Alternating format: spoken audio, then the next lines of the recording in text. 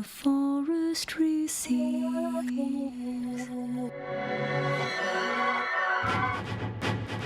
The Empire is not satisfied with mere conquest. They seek complete reconstruction. The Empire is too strong! Impertinent jackals! I shall burn you all! Do not die. Stop! Don't worry about me! Please, run away! What horror befalls this land? Time, So please, pretty. no more. We cannot. I call out these prayers to the skies.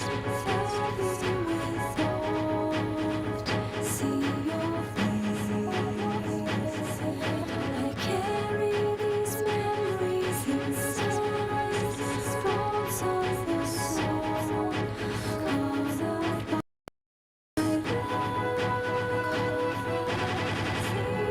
by That's not true.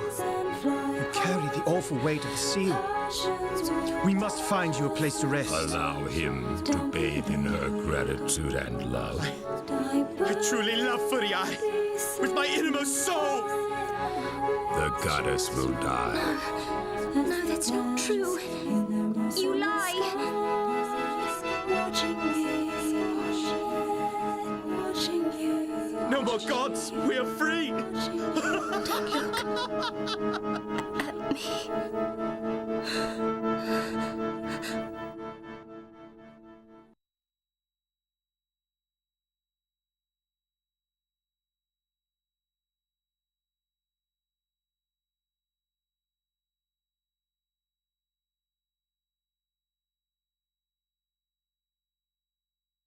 Love, crimson blood, poison, eternity.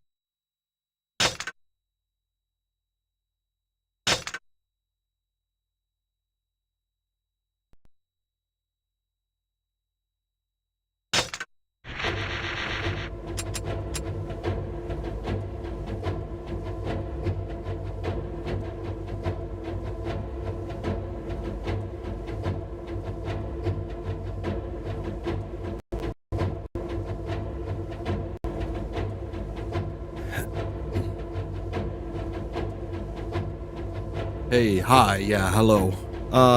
Sorry, a little bit late. Very late. I know. Don't sue me, man. But yeah, we're continuing to Drakengard, and we're just leveling up weapons, so that's it. Yep. That is everything we will do today. So it will be very chill stream. Yes. Lord Kime, the Empire has surrounded the castle. I'm very chill today too. So yeah. That's what you get.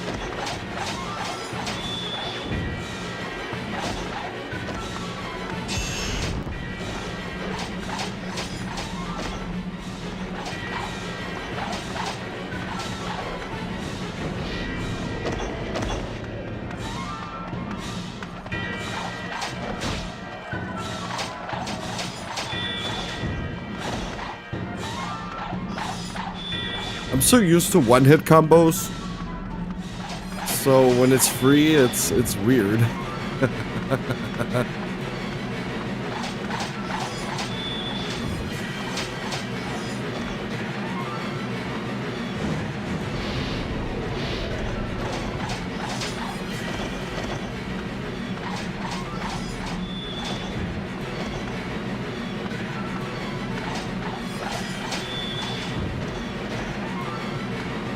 The Empire is too strong!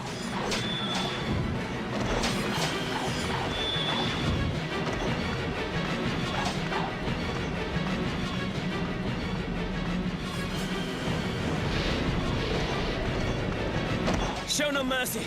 Attack!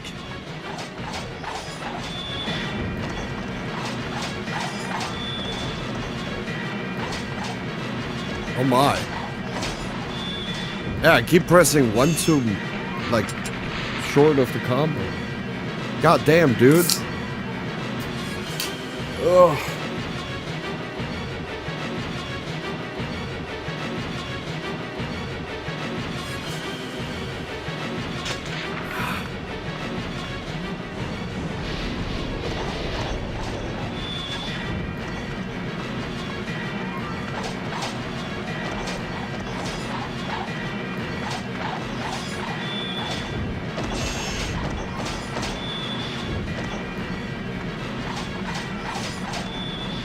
And don't worry, this will not be like a regular occurrence. That was just me being stupid, yeah. Don't worry about it.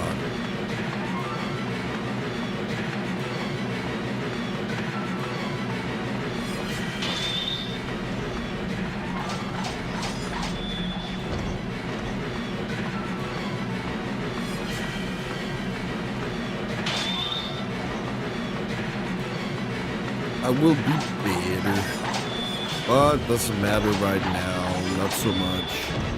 Not that many people are watching this either because there's literally nothing happening. So I think we're good. When is this? You know? So yeah, while it might be a little bit of shorter stream, we will still be doing shit. So don't you guys worry. We're still leveling up. Who knows? Maybe we'll have a longer stream another day.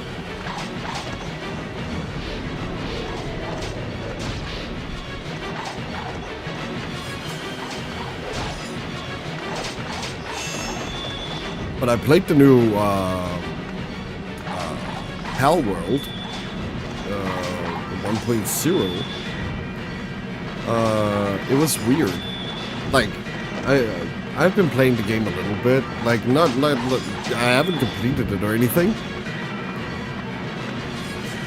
Your sister, But I mean the goddess Furiae, is in the castle. I don't know, it feels like a better experience so far. Also, like you have all these pals that weren't in the Lord Inuart is with the early goddess. access version. Like in the starting area, so it's a little bit more populated and stuff. Like I really like that. Like that is a good like expansion, I would imagine. I'm gonna play it a little bit more tonight. Yeah, time ran away from me. I was like, oh wait, fuck. It's already that late. Shit. But that's how it is.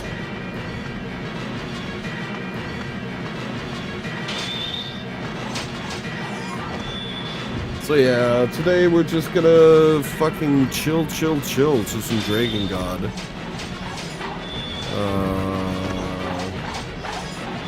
While there's not much to talk about, like, with the game, because we've been over everything so far, we The can. castle's under attack! Please help us! Like...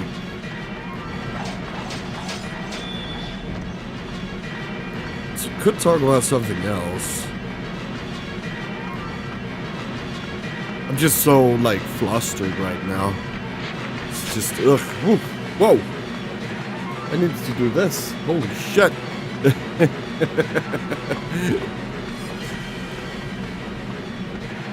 Make the algorithms happy, you know.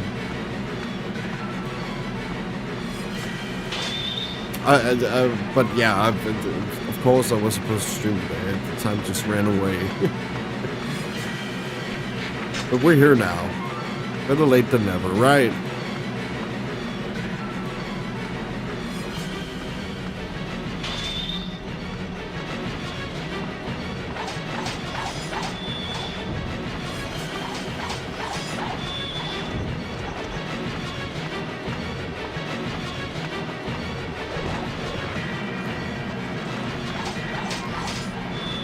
But I really hope, like, Square Enix will, you know, think about the players too. That'd be nice. Listen to some of the recommendations we're giving them in the game department. Like, I personally and many other people would very much like to see, like, a new Parasite Eve or something like that. Or, like, a spiritual successor. But, yeah. Just can't get it. And a goddamn turn-based Final Fantasy. Like, I want to play Resonance. It does look, now that I've seen more, it does look, like, really good. The only problem I have with it is that it's a mobile game. But now, like, oh, there's gonna be like all these like things and bosses, all that shit. Like, it sounds really good, but it's just that the base is a mobile game. That's really screwing me, because like when I think mobile game, I'm like, usually it's just slop. Like, I know it's Final Fantasy and everything, but like, shit. I would much rather have like a mainline do it. Just once. Like, just once, test the waters. That would be nice. And then, yeah, like, if you can sacrifice a number title on 16, why can't you do it on, like, a turn-based? And you don't need to be, like, you don't need to do it, like, all these things with the turn-based. In my opinion. You can just, like, do what they did in the 90s and early 2000s. Have that normal, casual combat system. And then maybe for the people who think those are mindless, you could have difficulties. Like Final Fantasy Critical Mode or something. For the people who find combat way too easy. Yeah.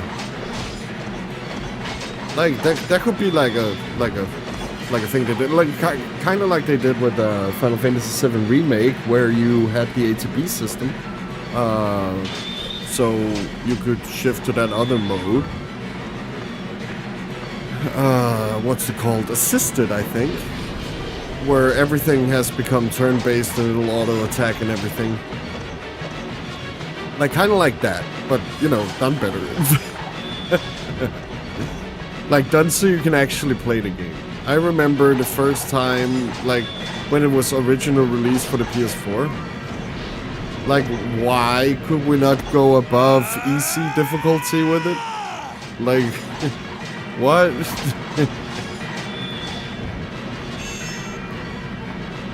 So, yeah, if you wanted to play, like, the version you wanted, you needed to play on, like, an inferior difficulty. Like, ugh.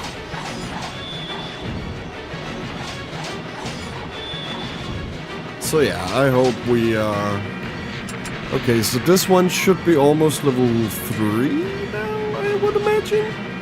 So let's do this. The blue. The blue. Where's the blue? Shit. Oh, it's this one. Might be because it changed. But yeah, I would very much like to see like Square actually starting to listen to the fan base. Like, I understand there's a lot of people who like and dislike Final Fantasy VII Remake, like the remake trilogy. Like, it's understandable why people hate it, and it's understandable why people love it. Like, from what I gathered, why most people hate it is because it's different from Final Fantasy VII, and it's like in big ways almost. But then you have the people who like it, and I yeah.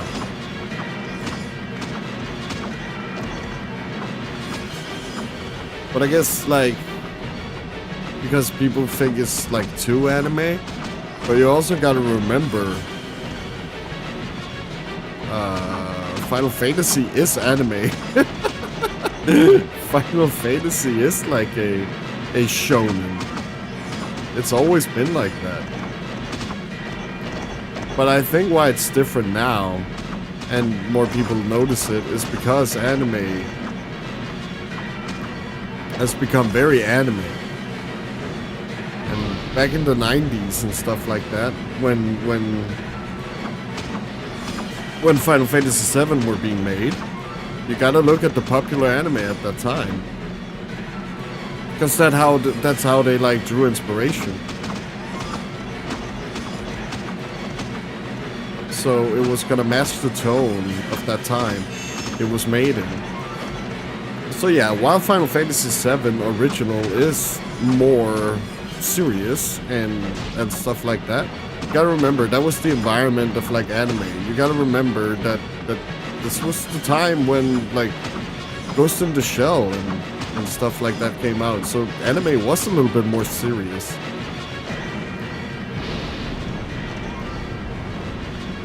And while we have some serious shows now, you do kind of see the humor being like one-to-one with what you see in anime today.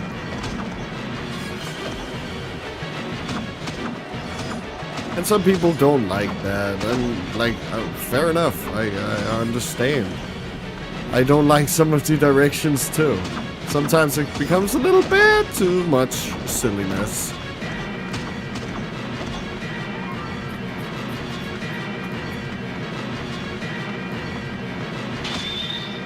But other than that, I don't think like the remake franchise is getting too much hate. Like I can seriously see why people are like, whoa, wow, this is not my Final Fantasy VII.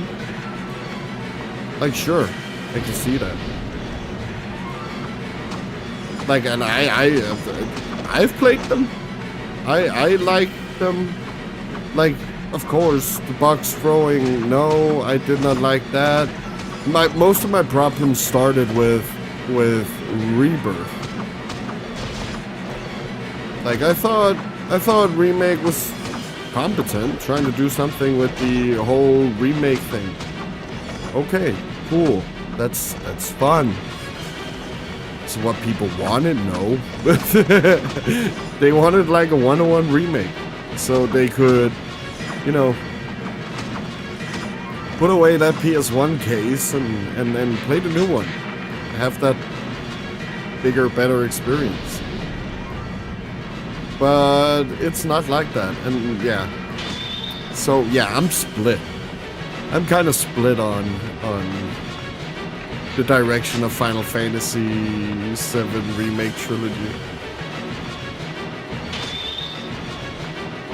I do agree that it's very annoying in Rebirth. There are all these like objective markers and stuff like that. Like it's not as bad as some other games, mind you, but it is still like you get that like checkbox mentality. Like, oh, you need to do that, and that like that can be a little grueling. Whereas like you don't really get that feeling in Elden Ring because like and this is why I really love Elden Ring and that's simply because the exploration is like God tier. Like it doesn't hold your hand too much, almost to the point where it's like, oh, could you hold my hand just a little bit maybe? But then again, with Elden Ring you also get the, you know, the community engagement, because people are talking to each other all of a sudden because they want to figure out what this shit is. And that's beautiful too. You shall feed the ravens. And I would like Final Fantasy, for example, to do not be Elden Ring. Of course, I wanted to return to how like Final Fantasies were done. Like, Final Fantasy VII was linear. Like, it's not that. But you never really felt like Final Fantasy VII held your hand in the same way. It felt like an organic, like, unfolding of the narrative. Whereas newer game narratives really feel very handheld. Like, you're not really exploring the world anymore. Sorry about that. You are literally just following that objective marker, and that's it. You're not paying attention to the game. You're literally just paying attention to the GPS. Protect Footy Eye. And I think that sucks.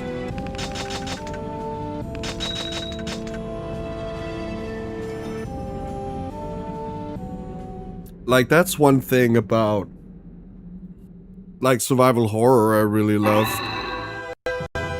Because at some point you would just, you know, like, learn the map, understand the map. You would see everything off the map. Like in Elden Ring, I would probably, like if I ask, like, a random Elden Ring player, like, he would probably be able to tell me of, like big locations of the map and stuff like that.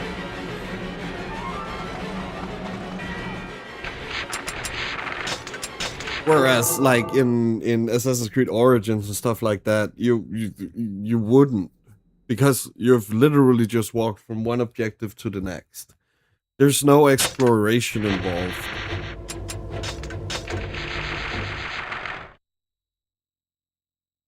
And I know with Odyssey, and this, I actually like this about Odyssey, that you can actually turn it off. And then when you get the quest and description and stuff like that, you get, like, pointers as to where this could be, based on the information you got. Surrounded the castle. Yeah, Odyssey is fucking trash. I'll say it again. Fucking trash Assassin's Creed. But holy shit, is it a good, like, not evolution per se, but like a different take on the like open world RPG genre. And like that was really nice.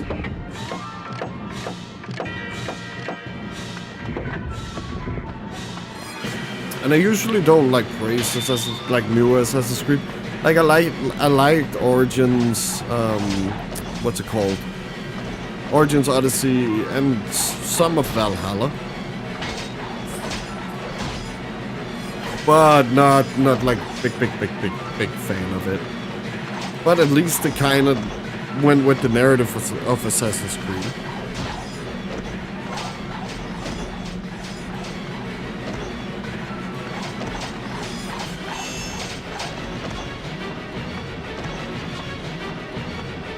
But shit, that was, like, totally off topic. Man. I just want Square Enix to goddamn get their head out of their asses and get to it. Like, fuck.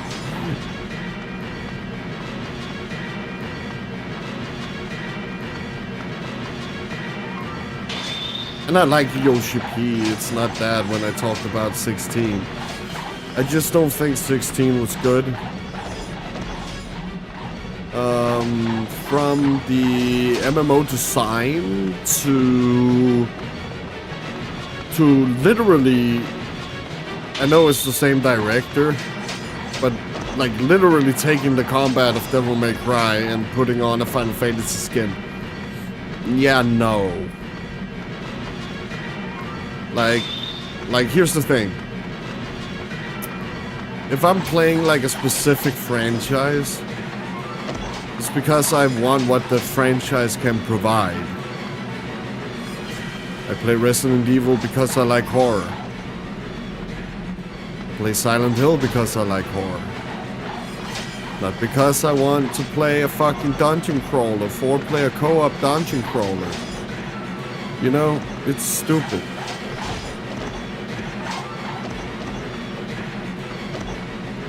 Your sister. Like, and I understand that you wanna, like, do different stuff with the franchise, you know, but it's just not how you do it. Lord Inuart is with the goddess.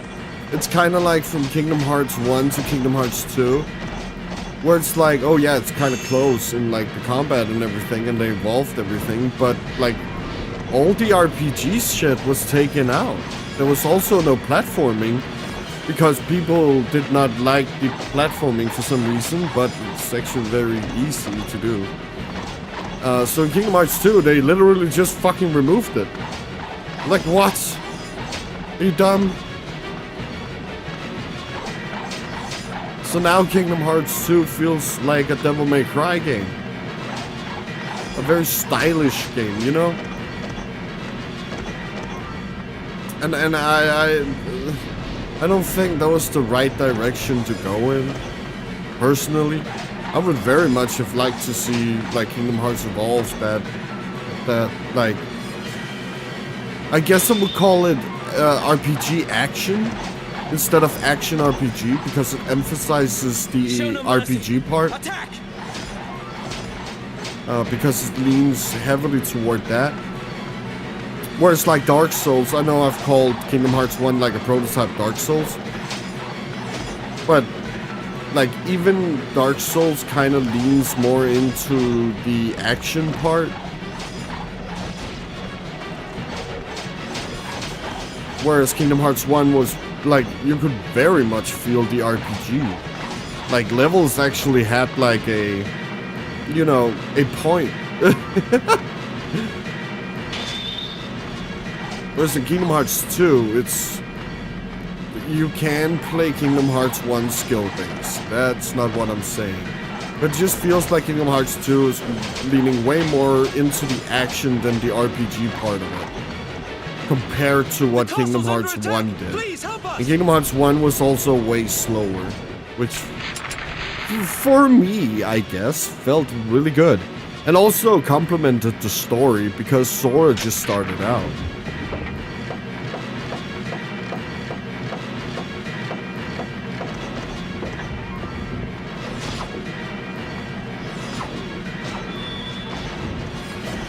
But I don't know. It's just like when, like that feeling. Maybe it's also due to exploration. And they tried with Kingdom Hearts 3, which failed. And you might think, wait, what? What? How did it fail? Well, here's the thing. If you're playing on like higher difficulties, the game was not made around that.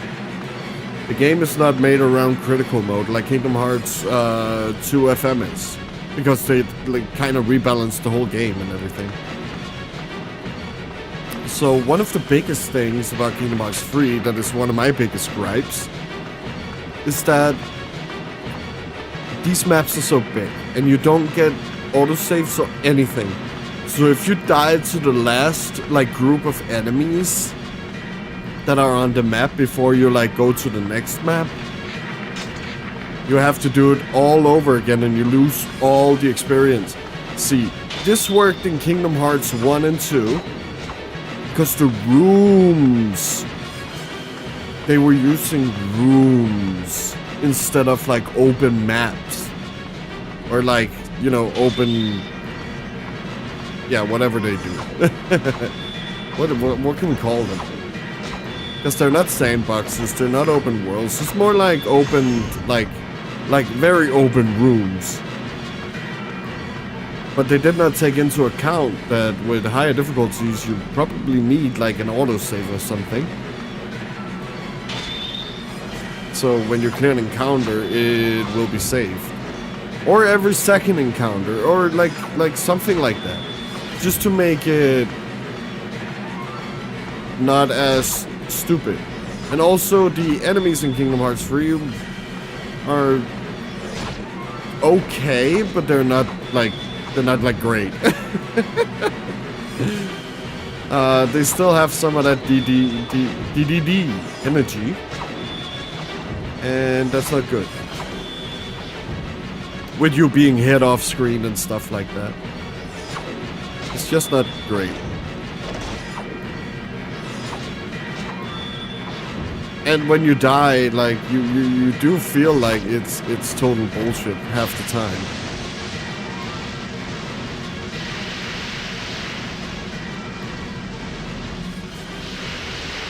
Like, I do like the bosses in Kingdom Hearts 3. That's something I do enjoy. Even though I would very much love to have Disney villains again instead of like Organization 13.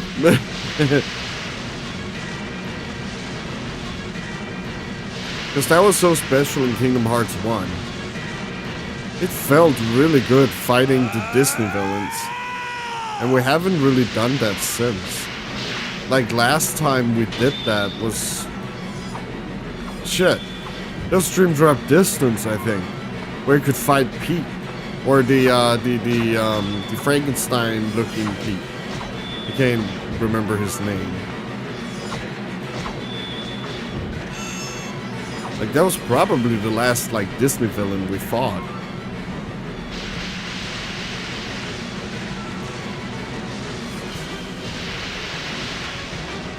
So yeah, I wish they had moved into that direction. Also teasing, like, Pete and Maleficent and not doing a single thing with them. Like, it is a fucking side game. It's so fucking trash. Like, and I'm a big fucking Kingdom Hearts fan. Like, this is me saying this. I love Kingdom Hearts. Like, very much. But I just think it's so dumb. Like, some of the directions we went in were dumb. Is what I'm saying.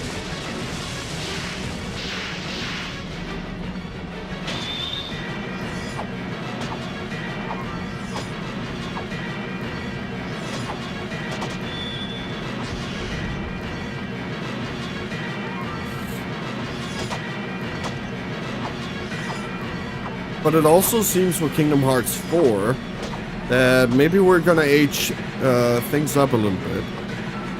I don't know.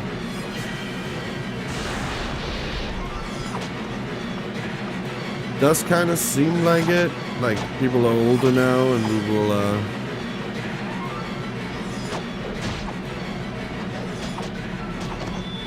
go do some different stuff now. Might not be pure Disney. Well, we had Pixar, but...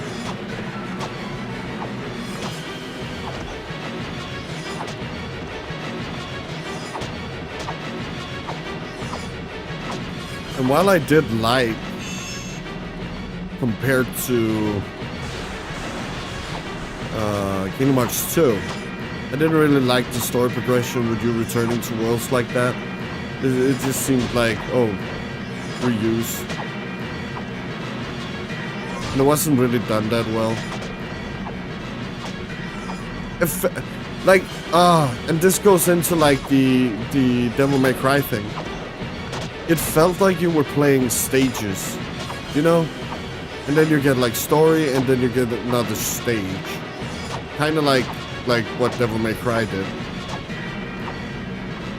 And that's what Kingdom Hearts 2 felt to me. Whereas Kingdom Hearts 1 felt like this goddamn like Disney anime adventure. Like, it felt like a fucking, you were like playing a fucking Disney movie. Like, that's what it felt like. But I didn't have that same feeling with Kingdom Hearts 2. Like, I love Kingdom Hearts 2 to death. But I just didn't get that same feeling when playing 2. But don't get me wrong, like shit, the combat in 2 is got to. Like, it is like some of the best combat ever made in a video game. It just feels so good. And you can do so many amazing things with it. Like, that's not what I'm saying. I just don't like that it's not like that RPG feel anymore. But I guess like with Mass Effect, that also like, because this concept still like, there are other games that have done this. They're within the castle walls. Mass Effect did this. Play the first Mass Effect. Big RPG, dreamy feel. And then you play the sequel. And it's not that. It feels like an action game. So all of a sudden. With like RPG elements. Like, it's totally shifted. Like, mind you, I do like Mass Effect 2. I don't like 3 as much. Like, 1 being my favorite. And this will also connect with Final Fantasy, actually. Because the people who were doing the art for the game actually got inspired by Sakaguchi's movie, The Spirits Within. There's a whole interview on YouTube where the I think it's the art director, he talks about it. And that's why, like Mass Effect has that, like, orangey technology feel. That is literally because of Final Fantasy, The Spirits Within. And you might, like, oh yeah, whatever, dude. Whatever, it's a shit movie. Yeah, well, I actually like the movie. But I only like it as a non-Final Fantasy thing, as its own original IP thing.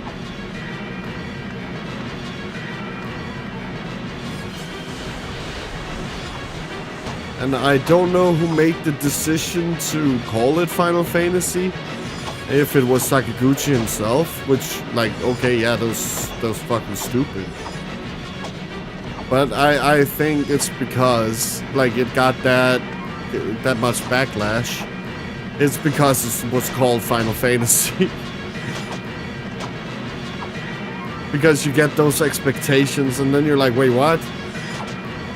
The fuck? This is nothing to... There's not even Final Fantasy monsters. Like, only the fucking ships are called, like, I think there's one called Ifrit.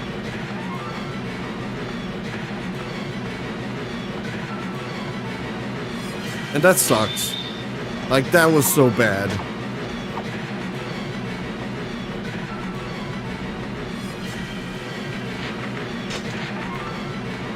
And then you would get flashbacks to the Spirit Within, like that thing. You would get flashbacks when you played Final Fantasy XII. Oh my god. I really wanted to like that one. Especially because, like, oh shit, it's kind of like the combat from the MMO, and that looks cool. It's turn-based as well. Nice. Empire soldiers have caught a dragon. The castle Bailey. And then you found out that it had the system. The you don't need to do anything system.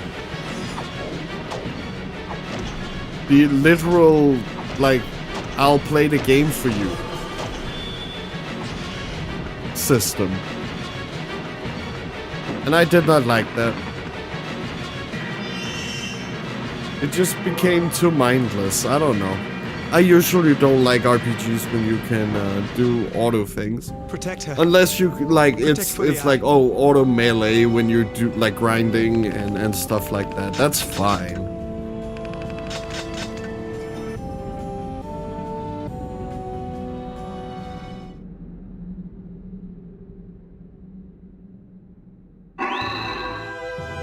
But, like, Final Fantasy XII just, like, became like, oh, move analog stick close to enemy and it'll play itself. And, like, literally the only fucking thing you had to do was move the analog stick at the late game.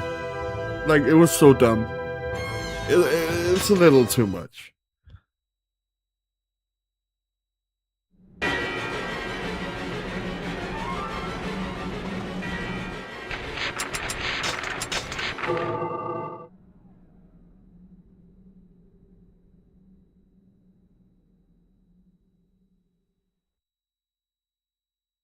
Like, I understand, like, wanting to make games, like, accessible.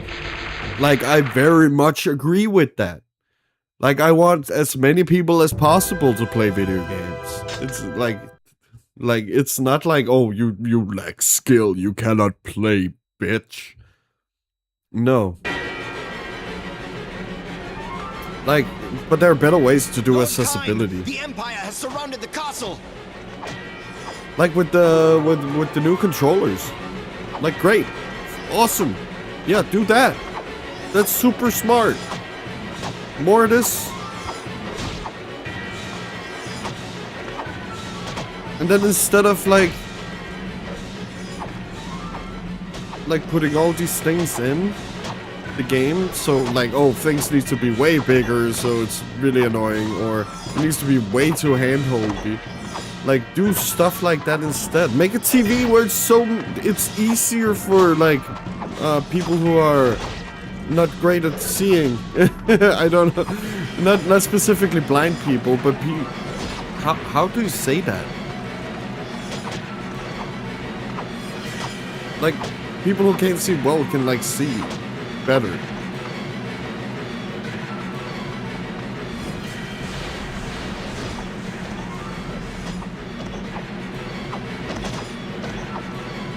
Or have, like, specific tutorials for people who can't see well. Or, like,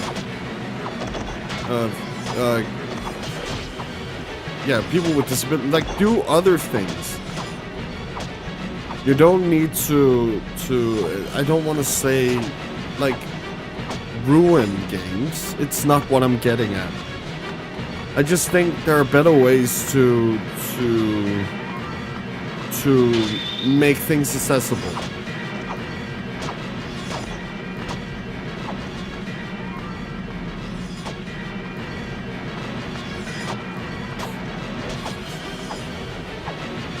Because for me, like, okay, yeah, I might be what some people call, like, hardcore gamer. Like, I've been playing games for goddamn fucking, oh my god. Yeah, my whole life. I'm 34 now.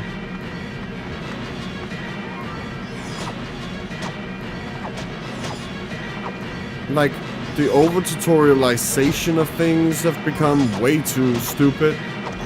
Like, whenever I see a tutorial today, I get, like, I don't know how to say it. I just get fucking angry. I don't know why.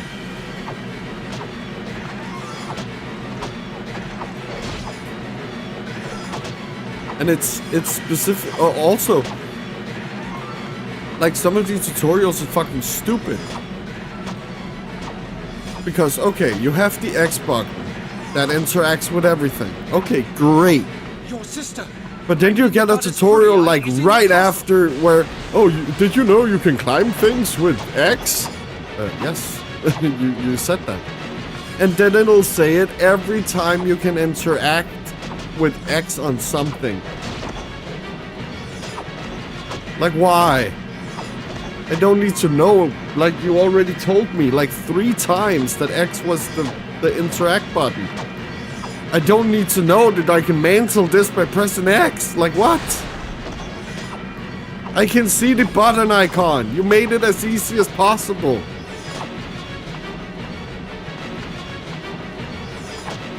So, yeah. That's where my problem lies. Where it's, like, too much. It's almost like the developers are, like, talking down to you. As if you were, like, you know, you needed to be ordered around to know how to play a game. And like, you also gotta understand, this isn't most people's, like, this isn't people's first game. There will be some. But fuck, you don't need to spend an hour in a tutorial just to, like, figure out, did you press X and shit? Yeah, wait, wow. Great.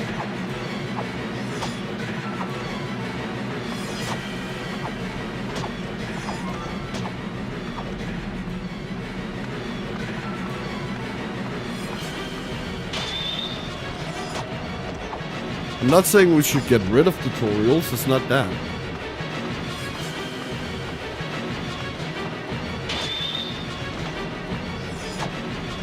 Like, okay, back in the 90s, gaming were a little bit hard. And it was not because, like, oh fuck, like, we had to, or we were, like, godlike, you know? It was not because of that. The castle's under attack. No, it was actually because of, like, renting issues and stuff like that. So they made games way harder than they actually were supposed to be. So people who rented games would not be able to, like, finish the game from the first rent. Okay, fair enough. That's why video games were so difficult.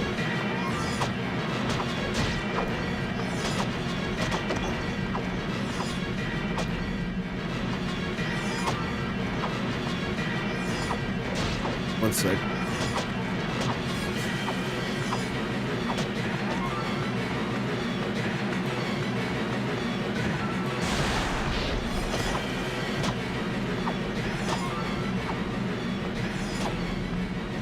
So yeah, it's stupid.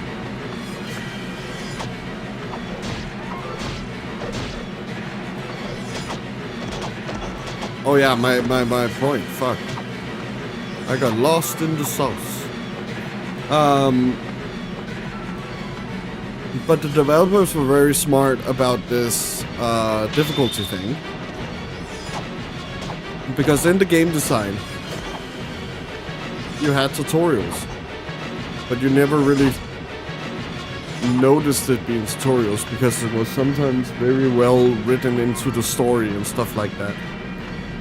Like, oh, the first battle where you lose, that's the tutorial. Oh, great, nice, awesome. And it doesn't like totally tell you anything, but you will learn through doing that.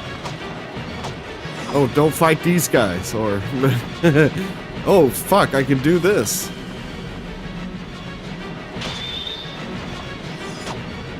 Like, there's good hand-holdy and there's bad hand-holdy. Like, for example, a good example of good hand-holdy is Final Fantasy VII.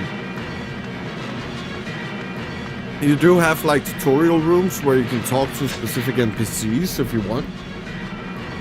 But for the most part, the gameplay and, like, how you do things and stuff like that is very, like easy to do. Like, you don't really need knowledge. And if you just click around the menus, you will figure it out, like, really quick. So there are different ways to do it.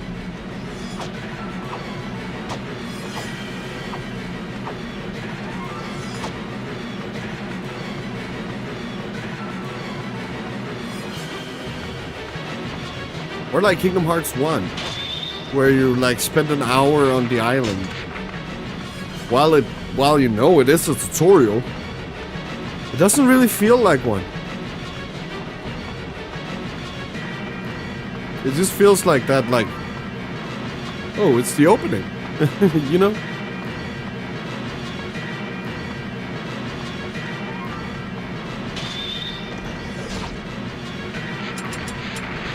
Okay, that should be close. Let's do Sorrowborn.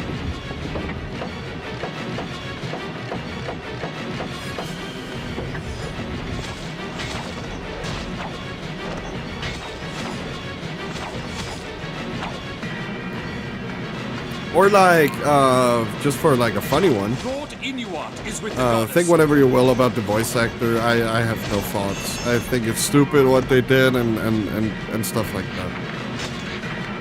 If they did it. I can't remember what came out of the trial. But like High on Life, like that has an amazing fun tutorial. Where it's like, shoot the gun, and like you can press any other button, and he's like, oh, there's a fucking only one button for this. Like, why did you think the start button would do this? Like the anti-tutorial. Like, and I found that very refreshing.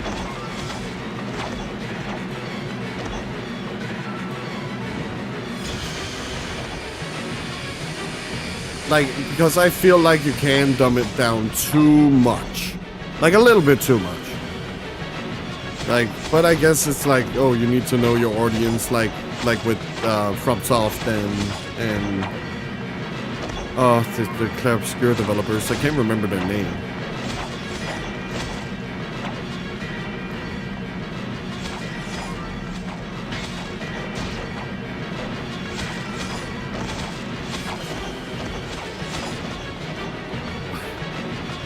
Oh yeah, and I said yesterday that Shadow Hearts kind of like inspired the combat system in Clair Obscur. And it's also the attacks, because you have to hit the things probably, or then you will not like hit and get like criticals and stuff like that. So there is some of that, like that was just like an added point to that. But yeah, fuck, dude, oh my god. I really miss the Square of the 90s. And the, like, late 80s. Like, I really miss that Square. I would very much love to get that back. I know it's impossible. It'll never happen. Unless they get like a really passionate developer.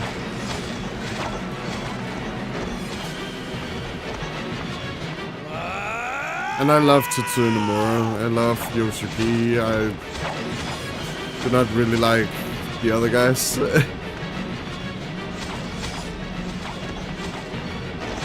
I think some of these people are just riding on that, like, they were involved with Final Fantasy VII.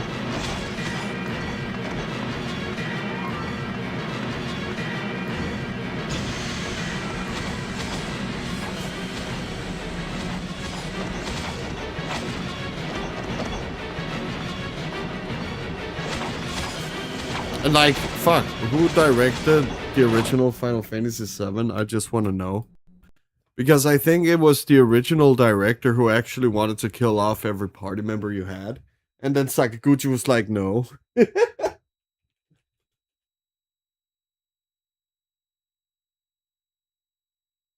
Wasn't it Kitase that directed it? Yeah. Yoshinori Kitase. Yeah. He wanted to kill off every party member he had.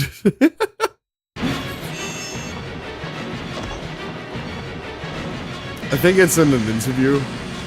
And then it's like, yeah, well, let's just do Alice.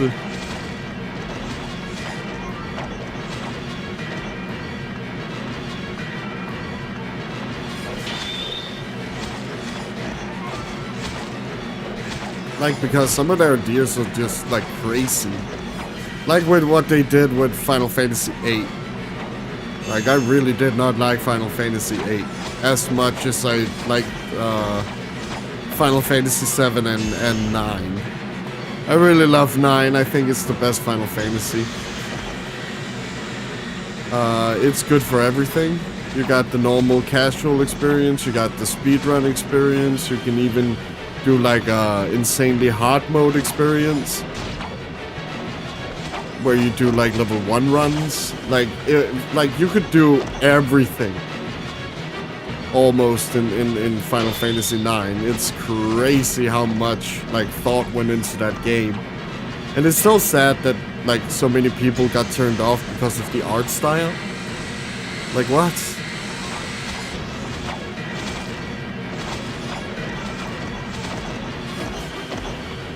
Like, fair enough you don't like the art style, but goddamn, you gotta look at the game too.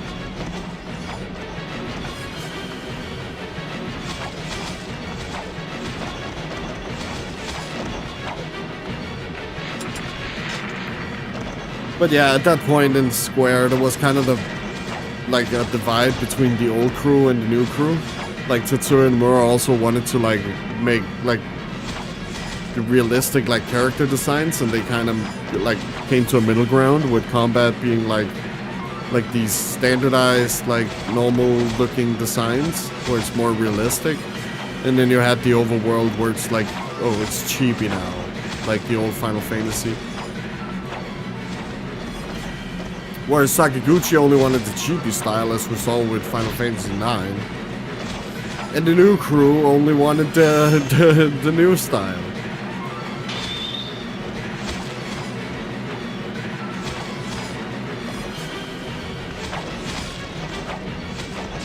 So yeah, there was already like a big like divide in like what direction they actually wanted to go.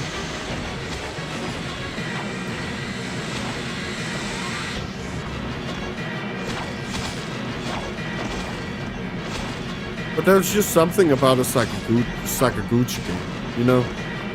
It's crazy. I hope we can... I hope.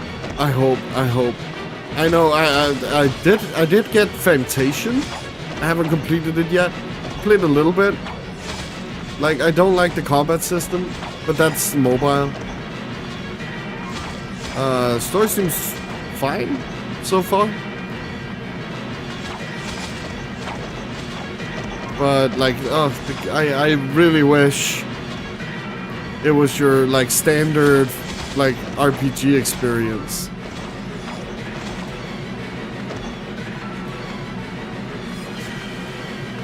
because I just don't like the combat system of Fantation. I don't think it's very good. It's too basic almost.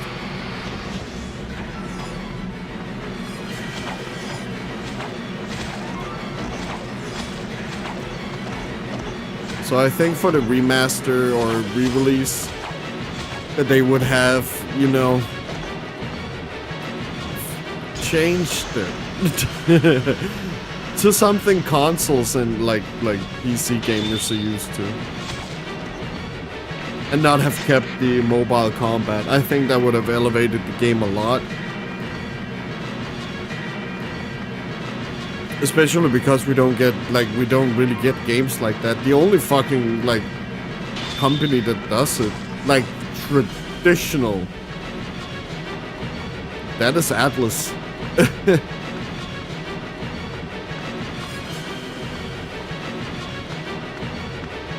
Which Shin Megami Tensei, Persona, and, what's it called? Metaphor. We shall feed the ravens.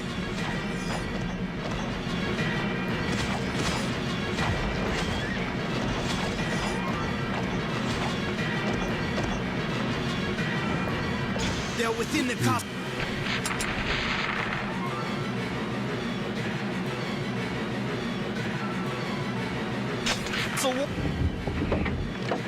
Walls, your sister. But yeah, what I'm fucking getting at, I guess, is that I want a fucking turn-based Final Fantasy, please. And if you can get your Yogotaro working on something, that would be fucking amazing. I would very much love to see a Yogotaro Final Fantasy, actually. Like a little darker, you know? Maybe you could show blood as well. It don't need to be like a blood fest. But like from the original Final Fantasy VII, you had like that scene at the headquarters where he had Drakengard, I think, where it's like a blood trail you follow. And then in the remake, it's like goo. Like what? Come on, man. Let's get some of that edge back.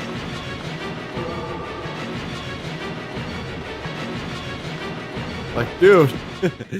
Protect her. We don't need black Protect goo. Furiai. We didn't really need it in the 90s, and I'm not understanding why we need it now.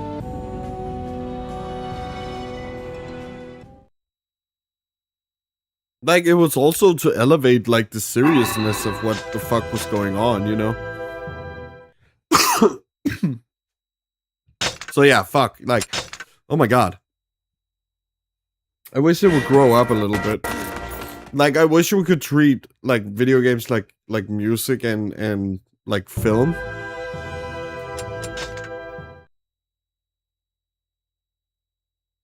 Instead of only, like, having that outdated look that video games can only be for kids. Like, fuck, even a game from this time period is more, like, mature than some of the games we get today. Like, I would never... Like, I would be very surprised if we got a game like this from Square.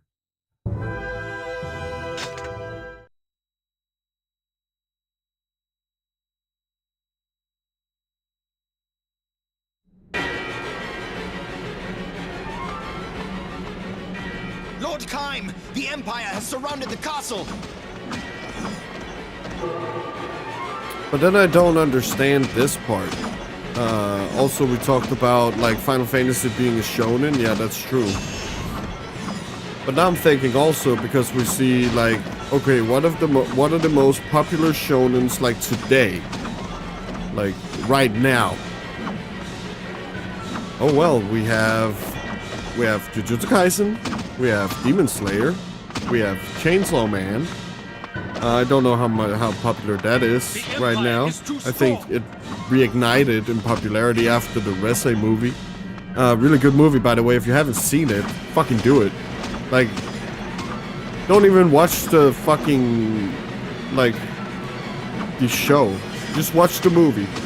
You'll be fine. It's a self-contained arc. All you need to know is, like, guy with shark teeth, Denji has Chainsaw Man power. Wow, that's it.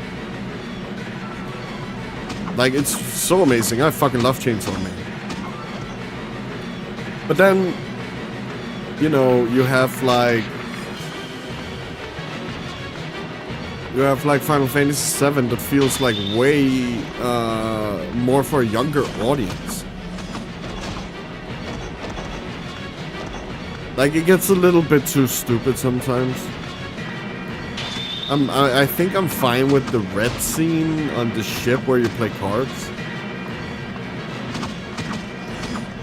But damn, like, oh my god. I think there's just too much like humor that fails, like the bald shop. Or the bald bar. Like, that was a little bit, really? Like, I'm bald, I get the joke. It's not, it's just like... This is supposed to be a world that is dying. This is supposed to be one of the fucking most serious Final Fantasies because it's about death. And the original one really showcased this.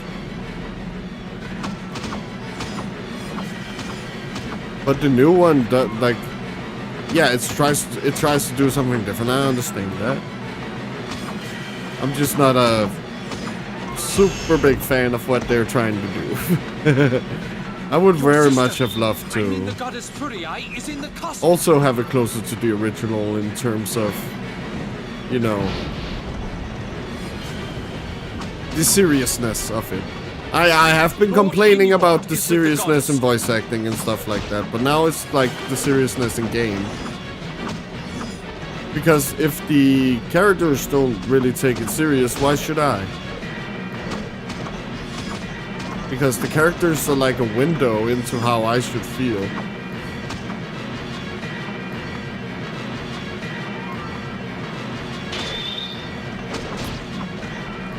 So yeah, fuck, dude. It's just, ugh. I hope we get it. I hope you get it.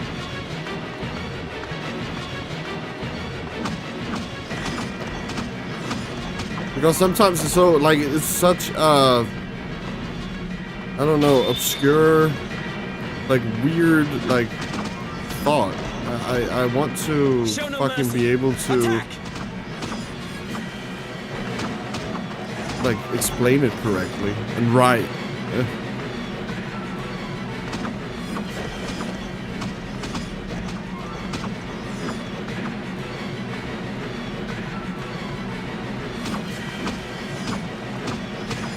But I guess what I'm trying to say is that it kind of needs to grow up a little bit. Also, this game is made for, like, teenagers, not kids. And yes, you do get some of that darkness and stuff like that, but, like...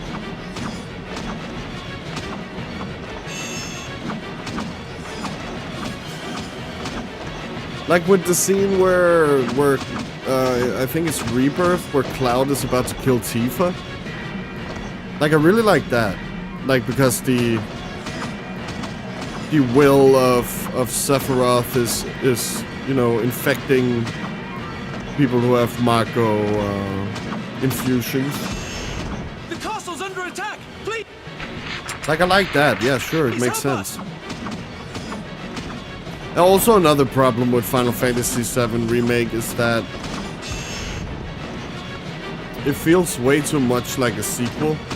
So it does kind of want you to have the background information, like playing the original game and watching, like, the movies and playing Dirge of Cerberus and Crisis Core and stuff like that.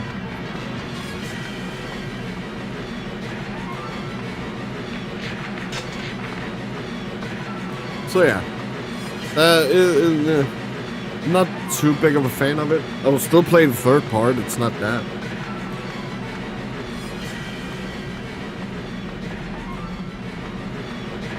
And I'll probably love most of it. There are just these tiny little decisions that are... like, I wish we could have done without. But, like, I wouldn't be talking about it if I didn't like it. So don't get me wrong, I love Final Fantasy. Like, Final Fantasy, beside Kingdom Hearts, was like, whoa, wow, holy shit, dude.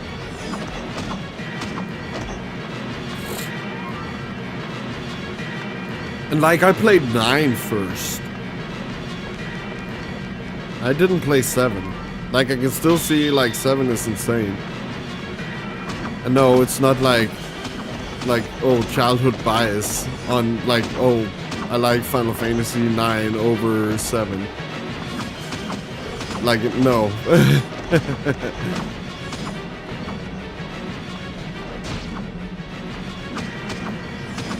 It's just not, it's because I didn't play Final Fantasy 7 until like some later into my life.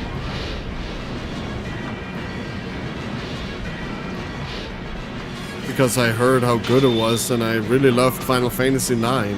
And then I played 7 and I really liked that one too. And then I played 8 and I was like, wait, what the fuck? I know a lot of people like 8. It's fine. It's not that I hate it. I fucking love Squall.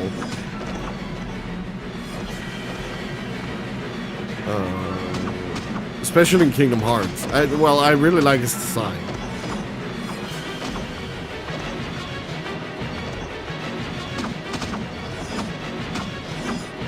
And also, from what I can understand, there's some translation issues.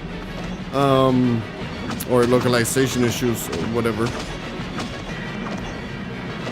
But yeah, great segue actually.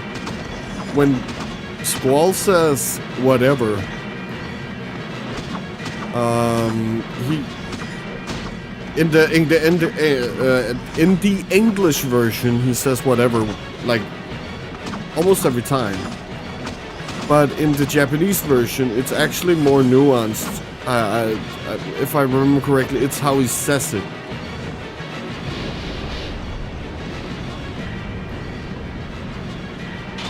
So yes, while you could use whatever, it would have been better to use some other things.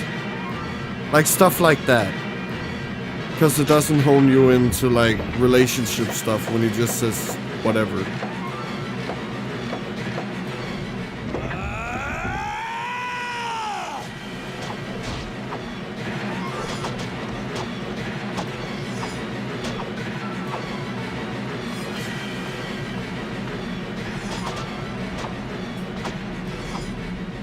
But shit, yeah, no. And like also the tutorial was way too stupid with the junction system. Yeah, it was. I did not like it. It was way too convoluted. Yeah, you can break the game easy and stuff like that. But oh no, actually, the biggest fucking thing I have with the game, it's not the magic drawing system. It's not like, oh, the story is very like convoluted and hard to follow sometimes. It's not even the ending where everything breaks apart and like fuck.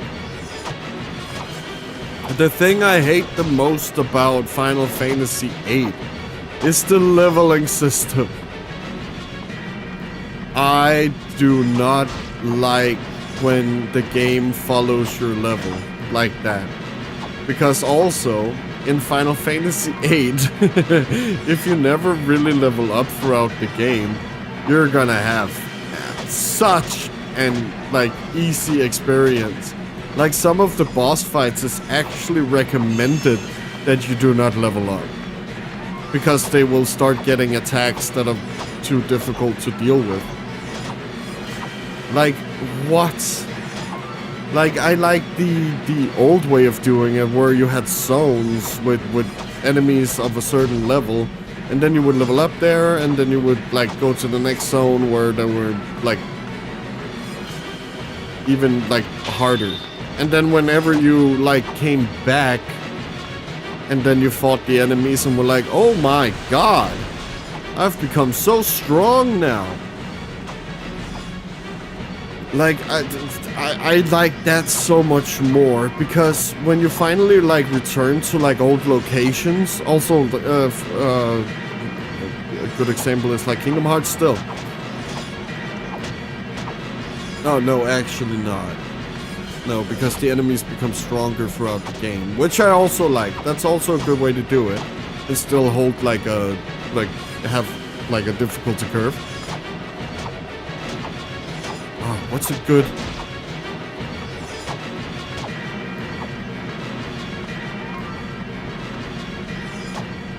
Yeah, think about every, like, Final Fantasy and Dragon Quest and stuff like that. Like, you're just leveled up, you're fucking level 99, and then you go back to the starting area and fucking just destroy every fucking thing that gave you trouble in the beginning of the game. Like, there's such a good feeling about it. Like, all your work just, like... You know... It's just like, look at me now, bitch!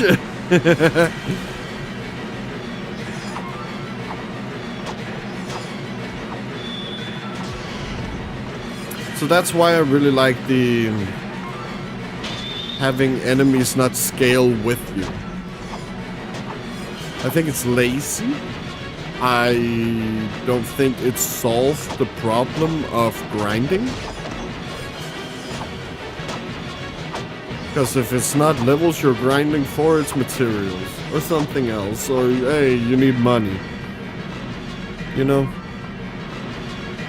I think level grinding can be fun.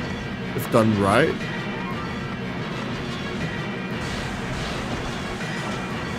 But then again, like... Shit.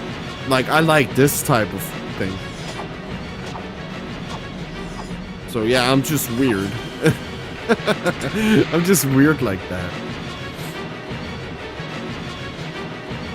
But yeah, I can fucking play this. Like, I don't give a fuck. Like, it's... I guess it also depends on the person. And some people like to grind another way, or do like Final Fantasy 9, where it's literally you can play like how the fuck ever you want. Like, as I told you before, like in Final Fantasy 9, you can like play a fucking like low-level speed run. You can also play casual, high levels, like normal casual run. You can play a level 1 run if you wanted to.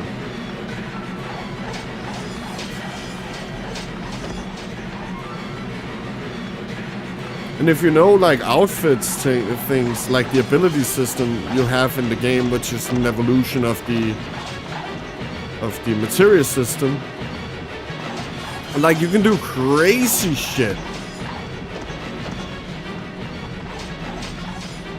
Like, you actually never need to level up, because you can just nullify enemies and stuff with your, like the ability system. And the outfits that you get the abilities of and level up. Like, Final Fantasy 9 on a gameplay technical level is crazy good. Like, it's insane how good it is. And I think it's also like a Sakaguchi, like, saying, hey, you can actually do it like this. You don't need to make it that complicated. Look at what I'm doing, guys.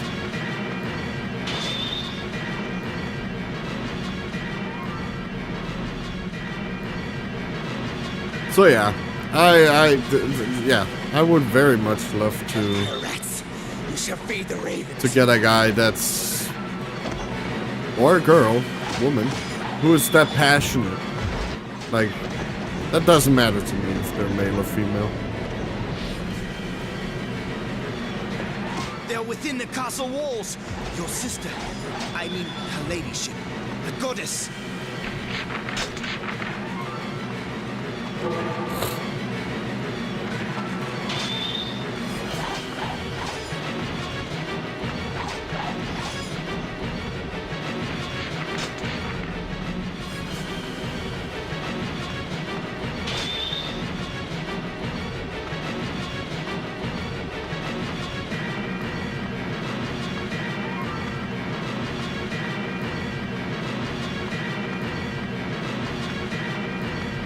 yeah, but first order of business is probably getting a turn-based Final Fantasy from Square Enix. That would be very nice. That is something I wish and dream of every day. I miss that era of Protect her. of Square. Protect Footy Eye. And for some people, it's like, whoa, wow, why do you want to go back to that? Yeah, well, you had to live through it to like really understand how good it was. That's 2 more weapons done. Let's update our tracker here. So that's 50! 50! Bro! Yo, yo.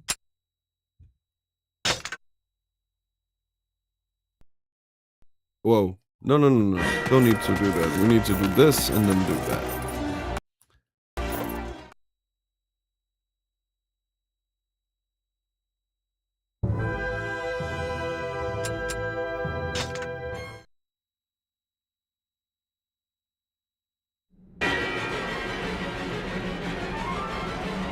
And it also sucks that like the new guy who's like, I guess the CEO of Square is also like an NFT guy and stuff like that, which we saw. Like, who is the president of Square right now? It's still that guy, right?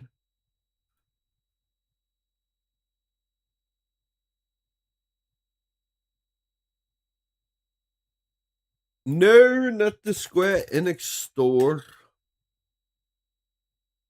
Who?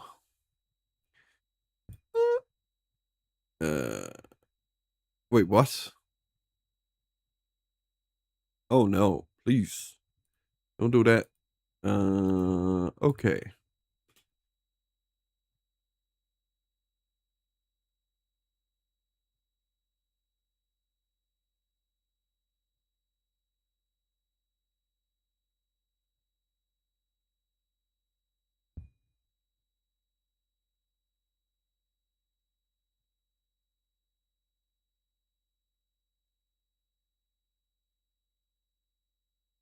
Oh, okay. So it seems like the focus for Square right now is just multi-platform and doing like other things and focusing on very much on real game development.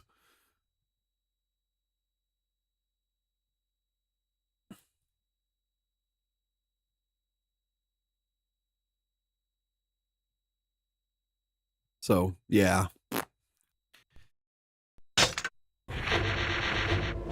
Hopefully we'll see the what they're going to do with this and what direction, because like fuck.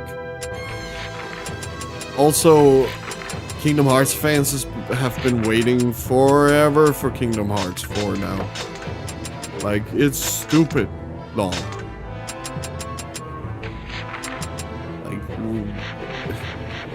It's almost impossible to wait longer at this point. Like, they gotta fucking know what this, like, fuck, dude.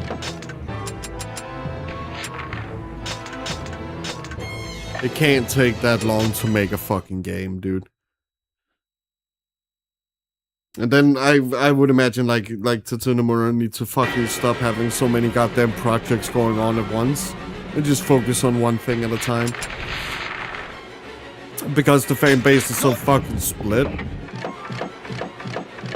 Time! The Empire has surrounded the castle!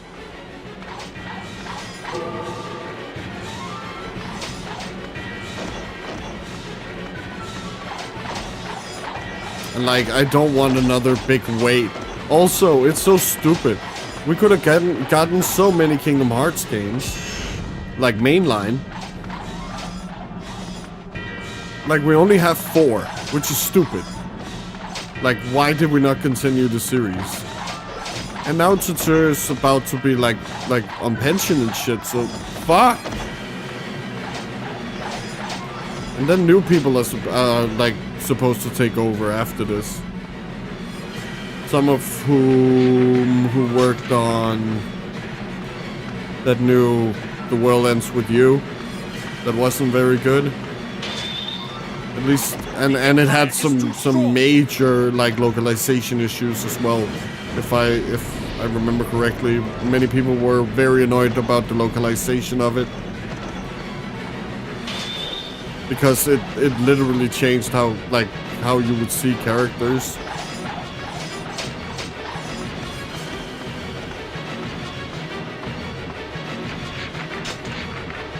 So yeah, nah. Not too big of a fan.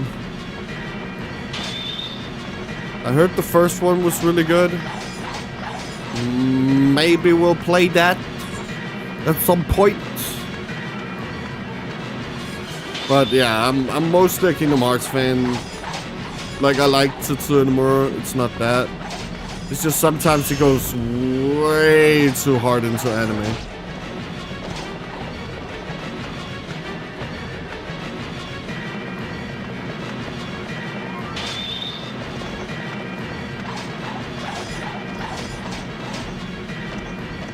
But like Tetsuya, like he's really smart too.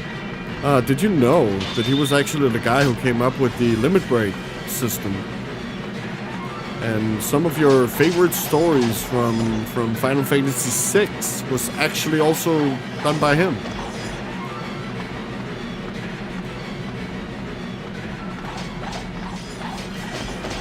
So yeah, like the guy's fucking talented. I like the others are too, but.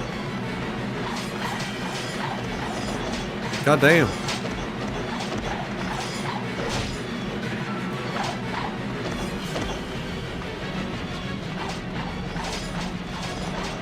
Your sister, I mean the goddess Furiae, is in the castle. But I'm also starting to feel that,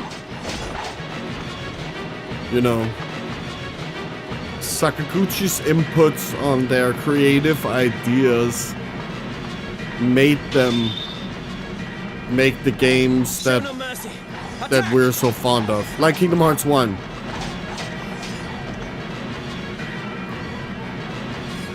Was really good, and we know it's really good because Sakaguchi had, like, Nomura didn't know what to do, and Sakaguchi fucking saved it. And it was like, oh yeah, but make it a Final Fantasy game. That's what you're missing. And what did he do? He made it into a Final Fantasy game. And it's the only Kingdom Hearts game where everyone can agree this was a good game. Like, cause I've seen like the Final Fantasy people who are like, oh fuck Kingdom Hearts, it sucks. Like, I can't follow the game. Like, it's stupid. But like, everyone can fucking agree on that the first game was actually really good. Very good first game. Easy to follow story with like interesting like progression. You also had a main character that fucking dies throughout, like, halfway through the game. And like Nomura, like, he didn't even think about it. Like, that was just like a Nomura thing. Like, oh, I didn't think this moment would become very popular. Yeah, well, it was the greatest scene in Kingdom Hearts 1. Well, one of them at least. Like, that emotional weight that Kingdom Hearts 1 carried, fucking insane. And I think it got lost in Kingdom Hearts 2.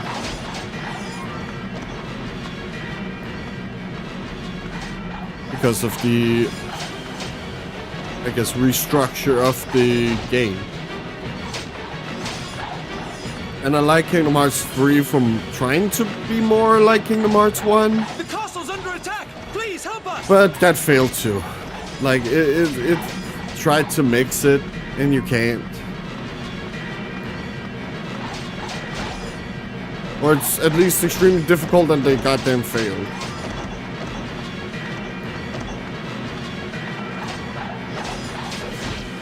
And also, like, we lost the literal team that were like responsible for both Kingdom Hearts 1 and 2. Due to just taking too long and like the whole versus 13 thing. Like, that was so stupid. I don't know, a lot of people talk about it and stuff like that, but you also gotta remember behind the scenes, it was very much like, oh yeah, you can't do that, can't do this, can't do that, because engine is shit, and like, it's only being made for this one specific thing. And hey, what? Oh, you wanted to make an open world game? Oh, yeah. Well, the engine is not designed for this, and your project is not priority in any way. So of course, Tetsuya Nomura is like, oh well, how can we do this? Oh, let's make it a musical, maybe.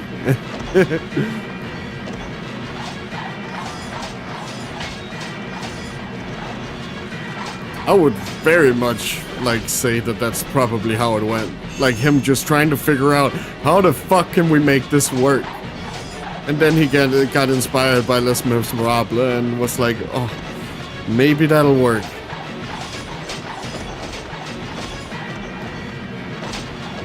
Now people are just like I think taking it out of context and thinking like, oh, Tetsuya only want to do like that shit.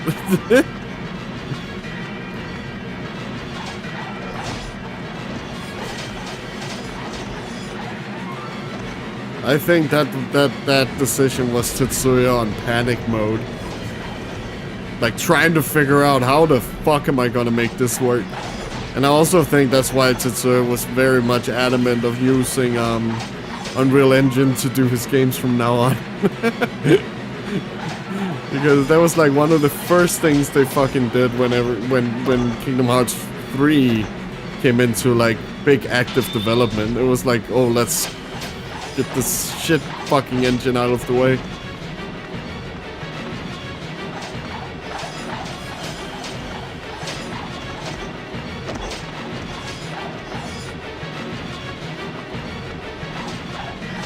But I also think it took too long to make for what we got. Like Kingdom Hearts 3 was what? It began development in 13 and came out in what? When the fuck did Kingdom Hearts 3 came out? Was it 18, 19? So it had like a 5-year development cycle.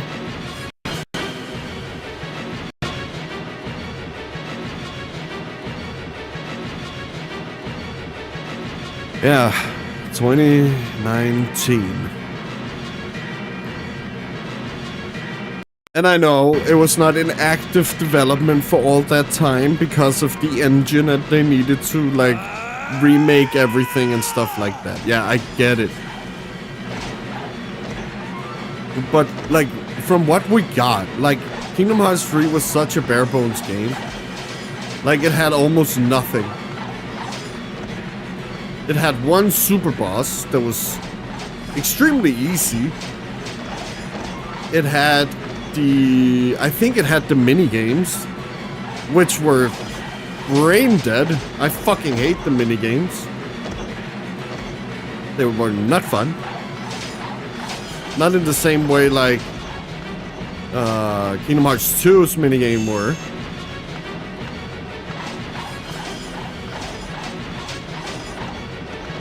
And yeah, Kingdom Hearts 1's minigames were basic. So I really like what they did with 2. Like, make them a little bit more fun.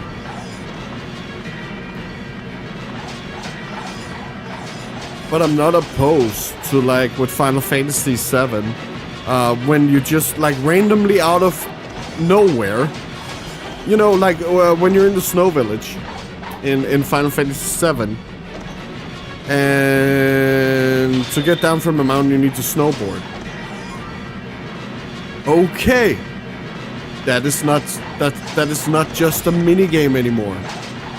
We're breaking up the gameplay. Like we are fuck, what's it called? We're putting this mini game here to do something different. You know, just have a little fun. It doesn't matter if you get 100%. Just go down there. Like, do that. And if you play it again, you can try and do it better. Like, that's it. That was the minigame. That was literally it. It was just a fun little thing to break off from the normal gameplay. But in Kingdom Hearts 3, it was more like oh, it's a minigame. And they were boring. It wasn't very good. Which sucks. I think we've leveled this weapon up.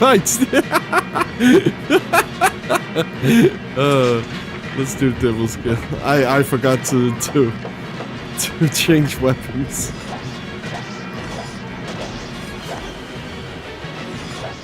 But I would rather have those minigames than whatever the fuck Kingdom Hearts 3 did. And also, what's a toy box where you literally had to be in the mechas. No. Don't do this. No. It is not good.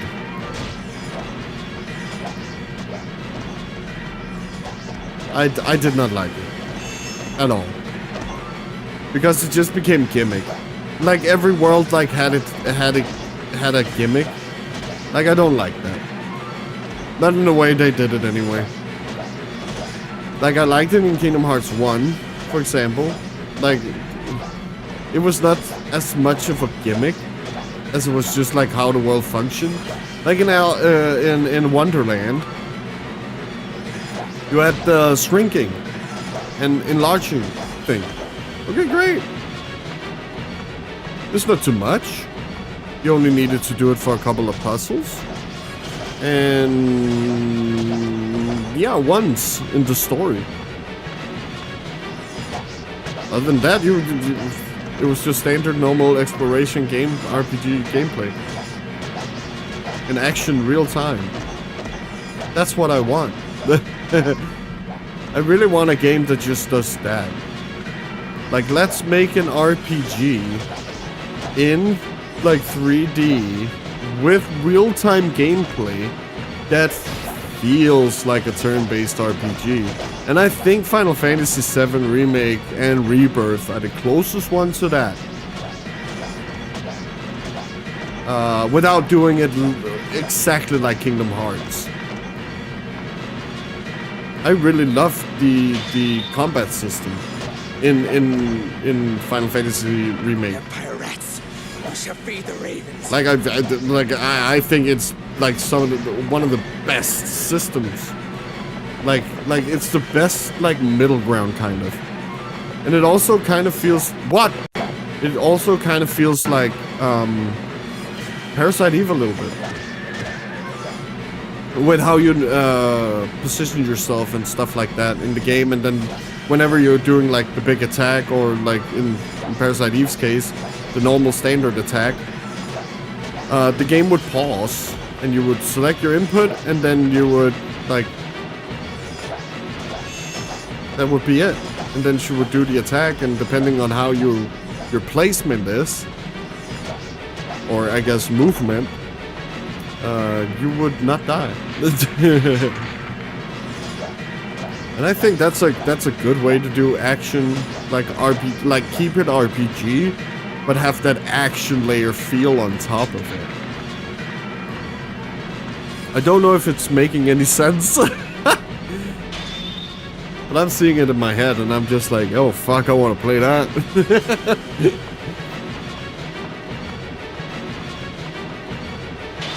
And I feel like Kingdom Hearts was the first step in like making like that experience. Well, at least the first game. To make like an action game that felt like playing a Final Fantasy game. And I think they did very, very well. Especially later in life, now that I've played so many games. Like, I've been fucking playing games for like, fuck. Empire soldiers have yeah, 30 years. In the Castle Bailey. Might have been, I might even have played earlier than that, but yeah. 28, 30 years of gaming has like broadened horizons. And I don't, like, also, like, I don't only play one genre. Like, I play a lot. Protect her. Like, the only game I really figured out I should never play again is like football games. Or like soccer games. Because I get too hype, you know? I get too invested. So, yeah, I can't do that.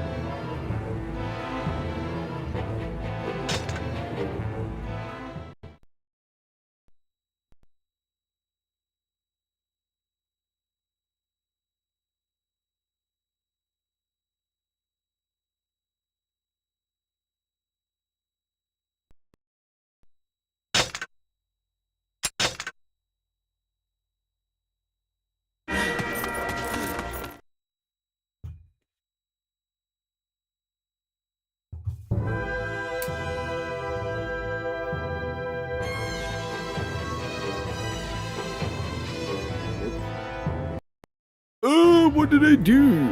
Okay, now good, awesome, amazing, great.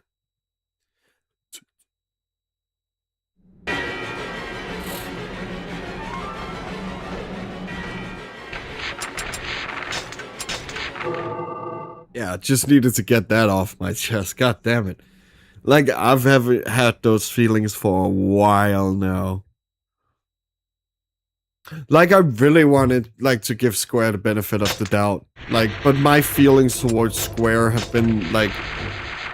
This has been boiling inside me since, like, Final Fantasy 13 came out. And that's a while ago. Like, I kinda excused Final Fantasy 12 for being like, oh, it's the last PS2 game and we're doing this and, like, oh god, dude. But, like, I can't defend them anymore, you know?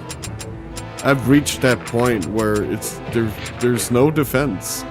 Oh, that is the last batch. Okay, we just need to level up all these weapons and we're done. With this batch, and then we can get the last weapons, and that will be it.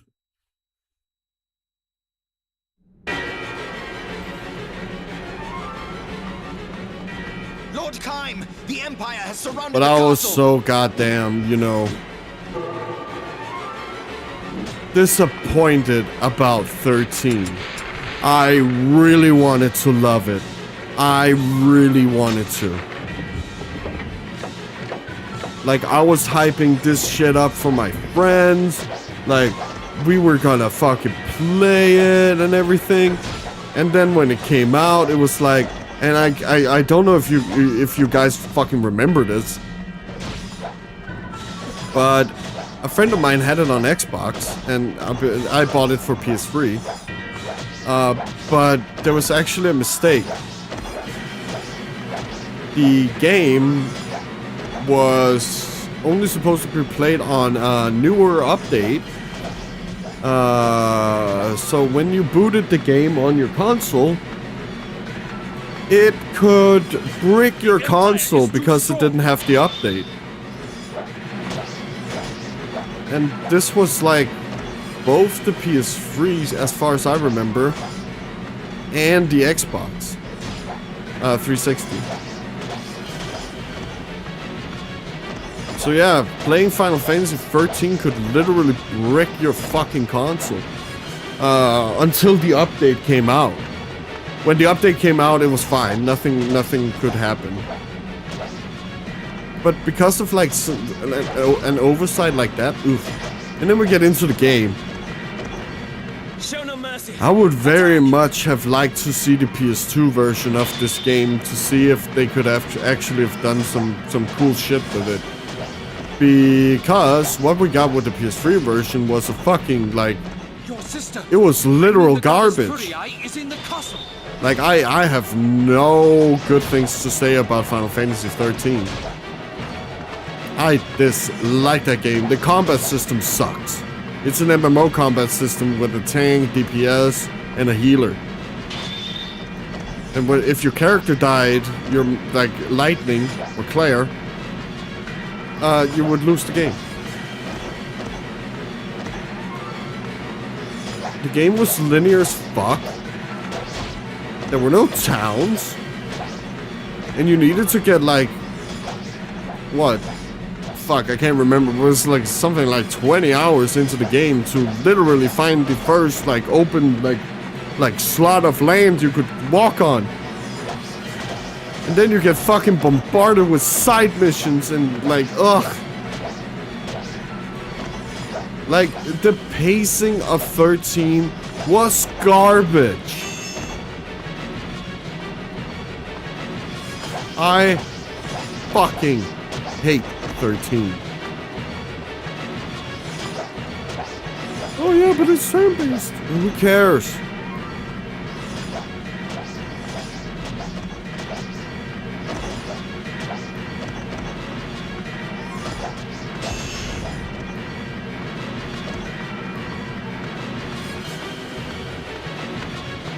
Oh yeah, another thing I hate. That Final Fantasy 13 introduced that we still have in modern day Final Fantasy, and I think it should get the fuck out now. The stacker system. Who the fuck likes the stacker system?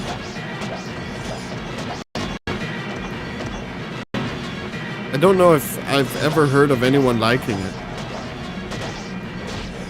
And you might be very surprised to know that the team who worked on Remake that introduced the stacker system into the remake was actually the developers of 13. Yeah, they're still there. So,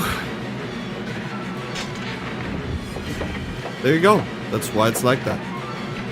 To us all, right? That's literally why Final Fantasy 7 Remake has the stacker system.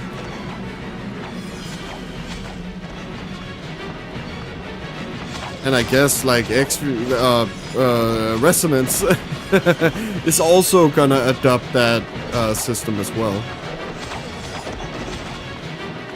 Which I do not like. I just want normal fucking RPG turn-based combat. Like they could literally just make a copy of Final Fantasy VII's combat system for a new generation, and that would be great.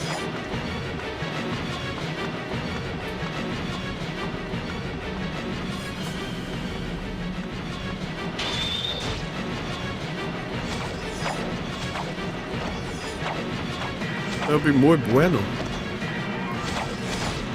So, yeah. That's how I feel anyway. The castle's under attack! Please help us! And it was not like, oh, like, games don't need to be excruciatingly difficult, like Souls games.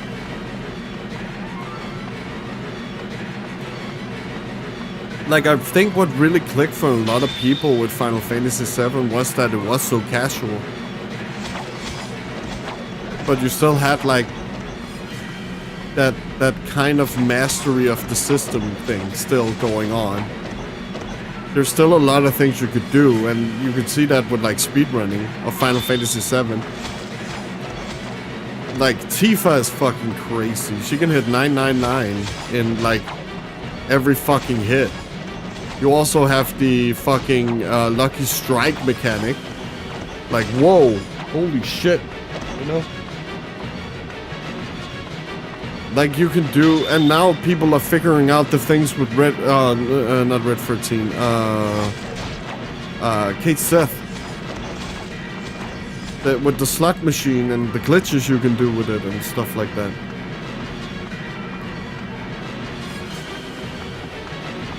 Like it's crazy how insane Final Fantasy is. Like Final Fantasy VII and what you can do with the game.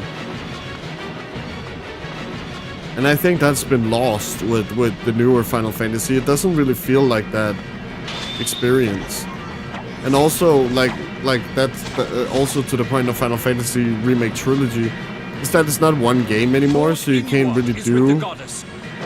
those things. Unless you could like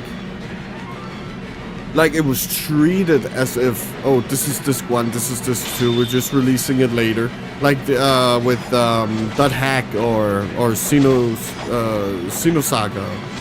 where it's like multiple discs, but they were released apart from each other, and you would load like a save game.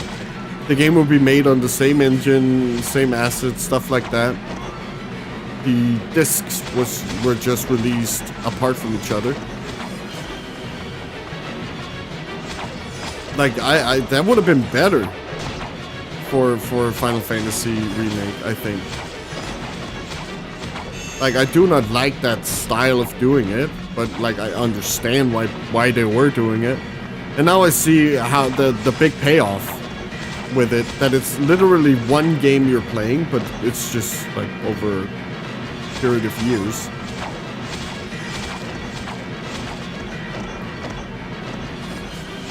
Because .hack, for example, did it very well.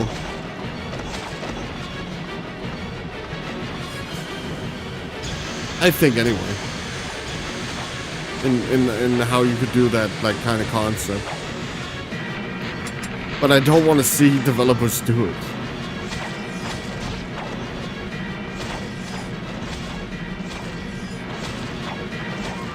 Because now you can see with what they're doing with part 3, that oh yeah, you can have this big world at once. Like why couldn't we do that in the first place?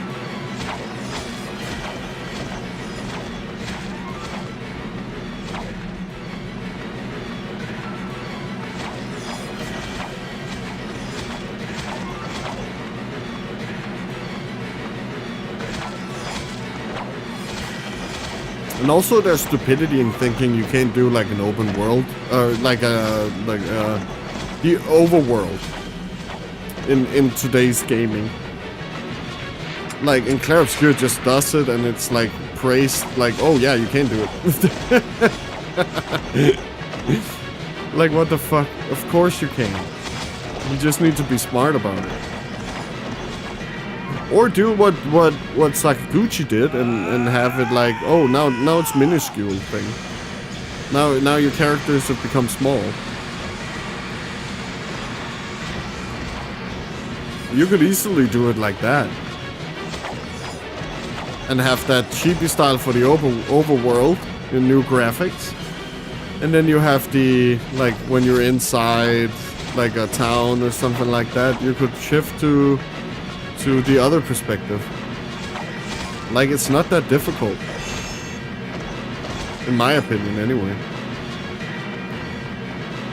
You could easily do it.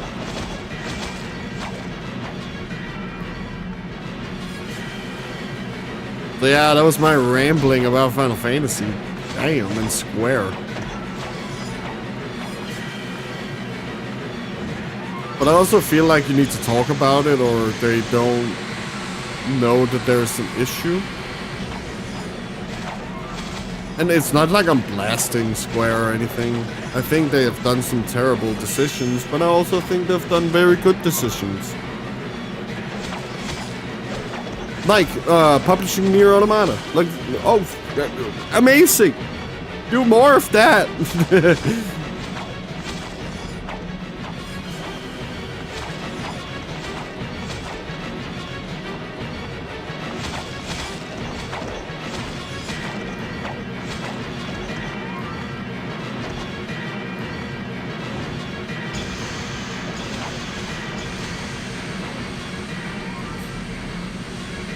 Or like experimenting.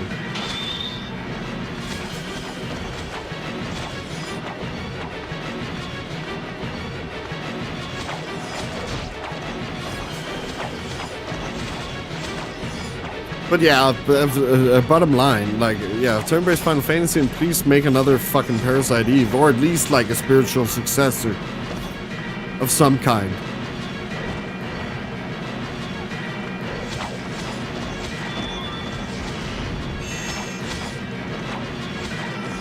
And also, when is Dragon Quest 12 coming out? I really want that one.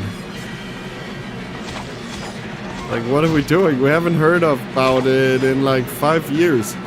I think there was like a recent Japanese only like showcase of graphics and stuff like that as like a progress update, but we have not seen like a trailer or anything in years.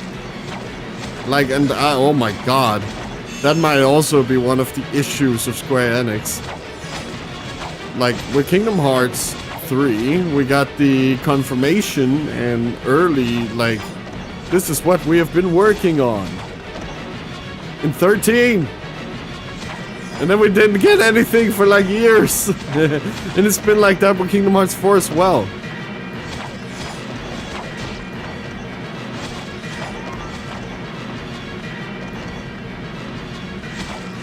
And I'm very, very like, oh my god, are we gonna have to wait as long as we did for 3?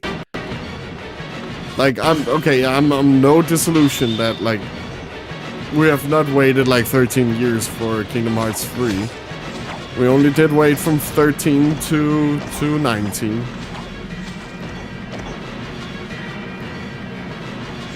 But I don't want to wait that long every fucking time. Or maybe don't show it off until it's kind of ready. Yeah. It's nice to know that it's finally in development, but then you have to wait like fucking 5 or 6 years for it to come out. And then when it comes out, it's like, ugh. Like, where's the difficulty? Where's the fun things to do that the other games had?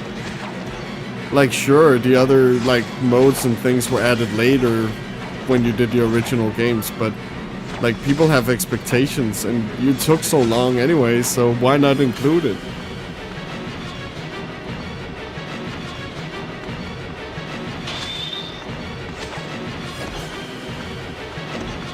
And all the side games also, I think, kill the franchise.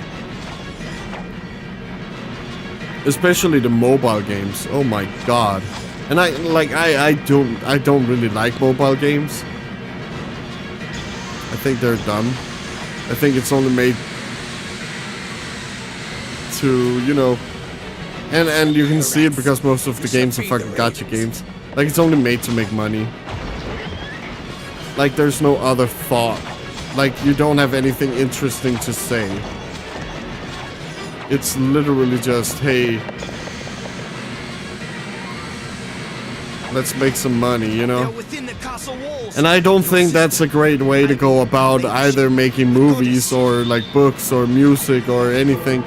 You need to be in that mindset. You need to want to do it. You need that burning passion inside you that just doesn't want to let go until you see this project, like, done. Like, you can't really half-ass it. You don't want to half-ass it, I should say.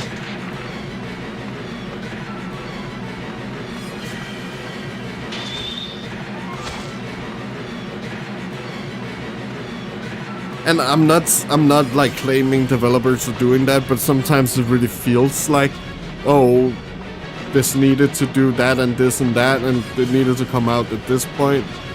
Like, it has nothing to say, it's just, we just made it. We had this cool idea and we didn't do anything with it because we didn't have time to think about things to do with it, you know? So it's also about the publishers.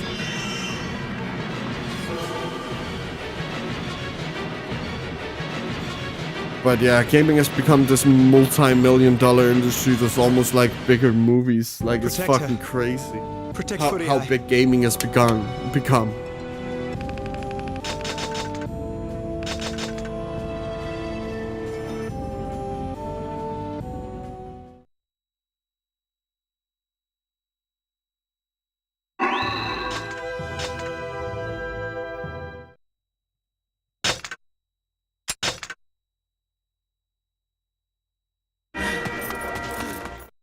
So yeah, fuck.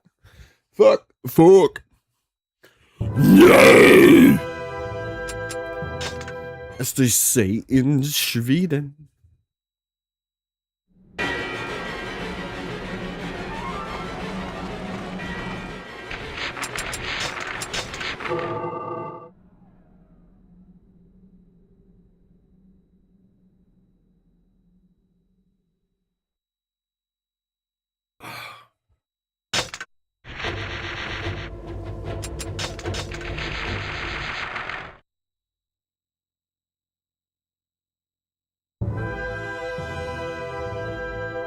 I also need to goddamn open up my PC later today. Because it seems like there's a issue with my graphics card. You know, maybe I've hit the PC case. And maybe it's gotten a little loose. So I'll check and see if that's like an issue. Because it does like one beep and then 3 beeps, and it seems like that is like something to do with the graphics card. But it could also be my HDMI cable for some reason. That it's not like maybe it's broken.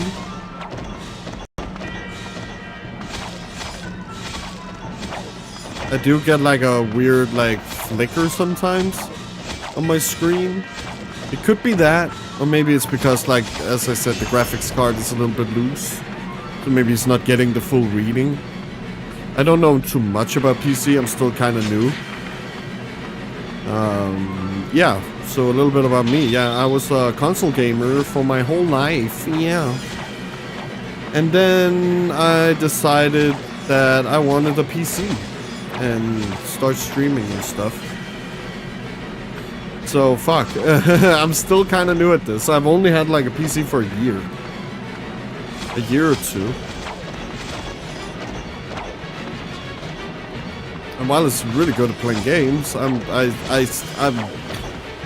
scared that I'm gonna break it. Like if I open it. So I haven't really delved into that yet. But I'm gonna try and see if I can do something about it, because every time I turn it on, it's giving that beep.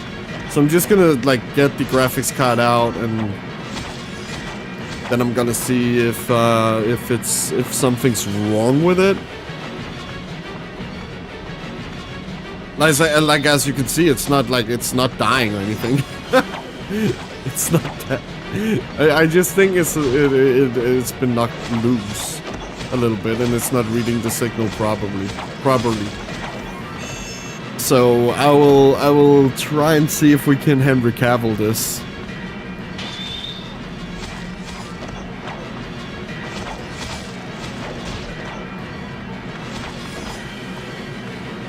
And yeah, get that right in place so it doesn't do shit like that. But it could also be some other things that I'm not hoping it is.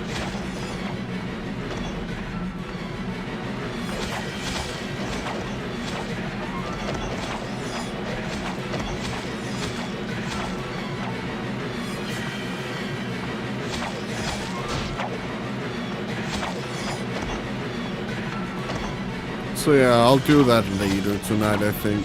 Just real quick, just to see if there's anything.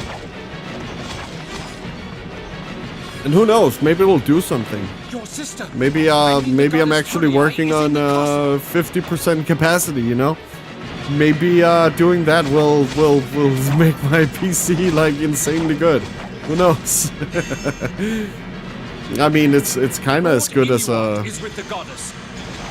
PS5 Pro. Like, that's kind of how good my PC is.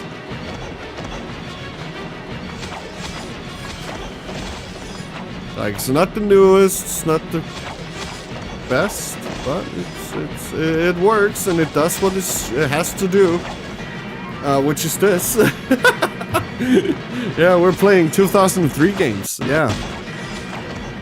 Fuck those new ones. No, I'm kidding. We will also be playing new games. Don't worry about it.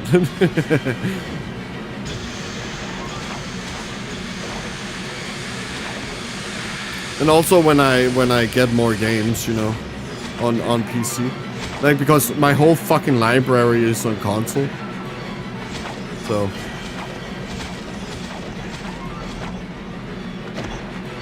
I could also buy like a capture card, but I don't know.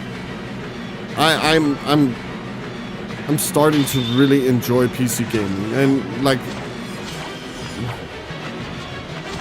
not all these stupid restrictions, and you can also mod the game to your preference. So yeah, if I don't like this aspect of the game, I can change that if I wanted to.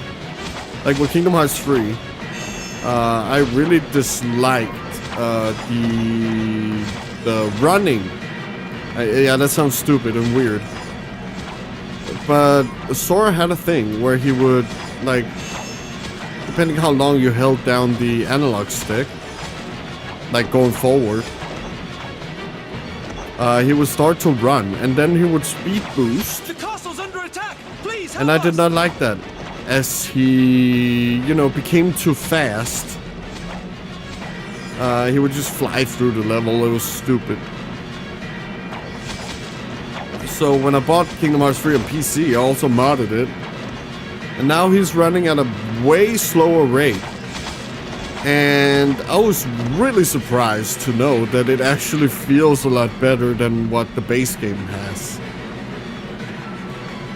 Like if you just ran a little bit slower, it feels a lot more like Kingdom Hearts 1 in that regard. And I guess Kingdom Hearts 2 to an extent. But yeah. Shit. Modding is just amazing.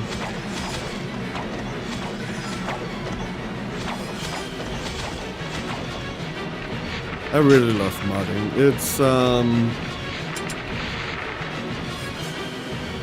it makes things possible.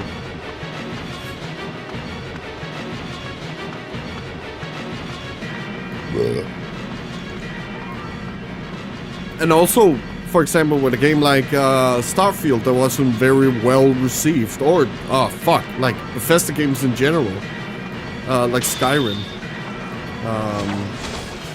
Yeah, it was popular when it came out, but it really became popular when people were starting to mod it. That's when it really blew up. Because they could actually fucking fix the game and make it like really playable. Like with Fallout New Vegas. Yeah. Really great game, fucking bad optimization. Because of like no time.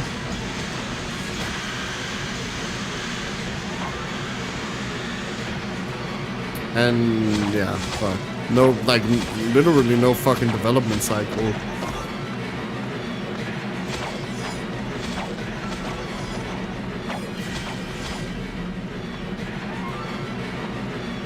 Like, the story of New Vegas is crazy.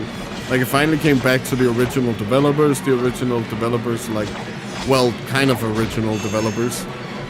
Because some of the people who worked on on Fallout 1 and Fallout 2 went to Obsidian. Like Chris Avalon, who wrote the games, and I think... Oh, no... Yeah, I think the team who basically made 2. Yeah, those are the guys who were working at Obsidian, and then came back to make Fallout New Vegas. And goddamn, dude, like it is the most Fallout game you can fucking get.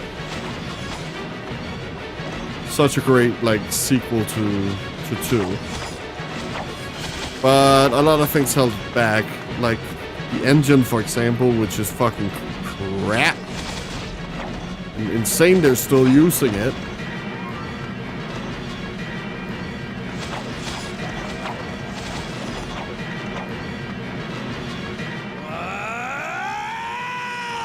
And then of course you had the infamous, I don't know if it's true, I would suspect it is, but the infamous 0.1 like below what they wanted score on Metacritic.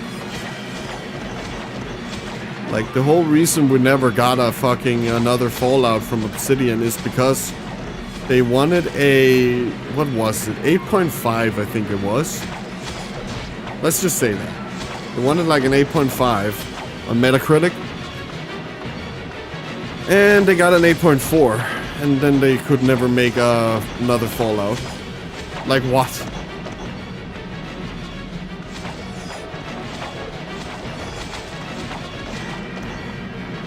And then when we learned Obsidian was going to be purchased by Xbox, we were like, oh my god, we can finally fucking get it. We can get another Fallout. And it has not happened yet. We're not getting an Obsidian Fallout anytime soon, I would imagine. Or probably not in this timeline. It kind of sucks. Because I really love that. I really love Fallout. I think Fallout is one of those games we only get like once every like fucking 20 years.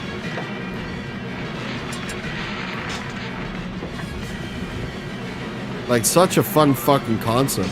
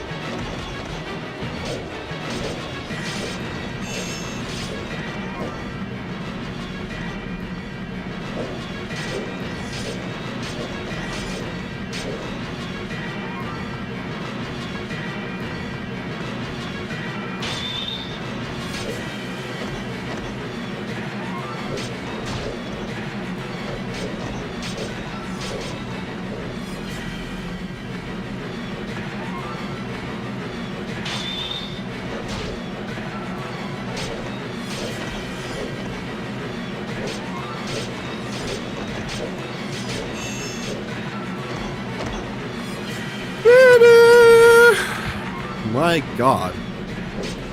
I love grinding. Wow.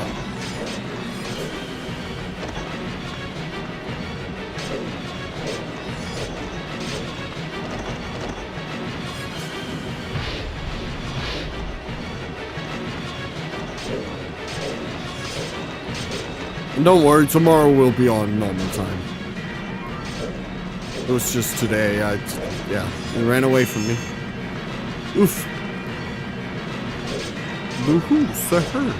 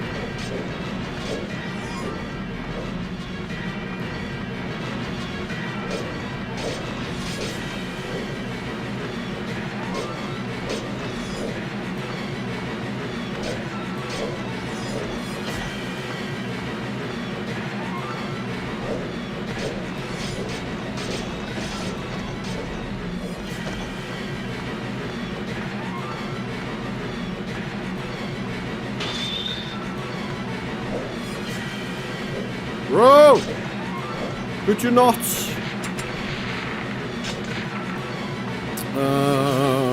Where were the other ones? Right here in front of me. I can't see you guys. So hi. Bye. Hi bye. As they say. Whoa! Pirates, you shall feed the ravens.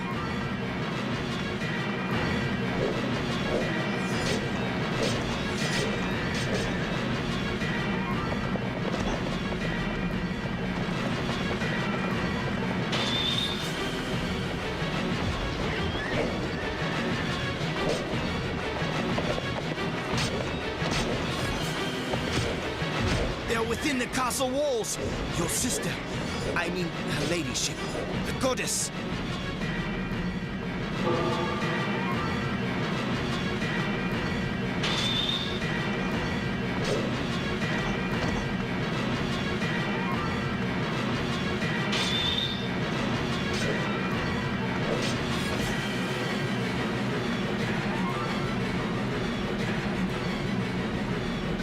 The Empire soldiers have caught a dragon in the Castle Bailey.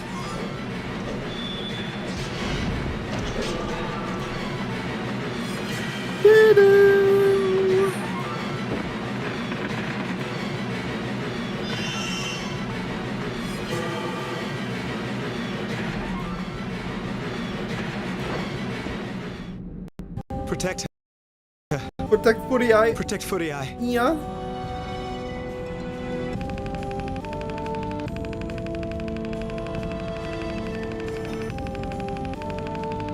Oh my god! Avengers Doomsday official trailer! It's out! 27 minutes ago. What the fuck? Oh my.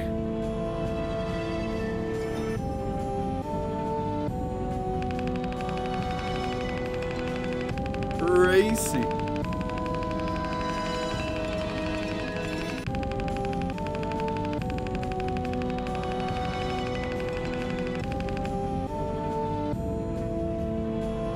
Fuck it. Let's react. Let us react. Let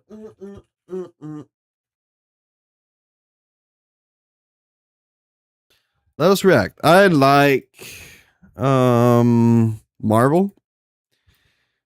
Okay, we got one more weapon. So let's take a little break here and get this shit up. Not that one. That is the thing you can't see. I should not see. So here it is. This is the new trailer. Whoa, whoa, whoa. That's some X-Men shit right there, dude. Something's coming.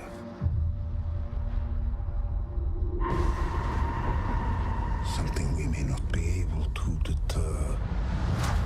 Before this day is done, we shall be faced with an unthinkable decision. Oh god, Doom looks great.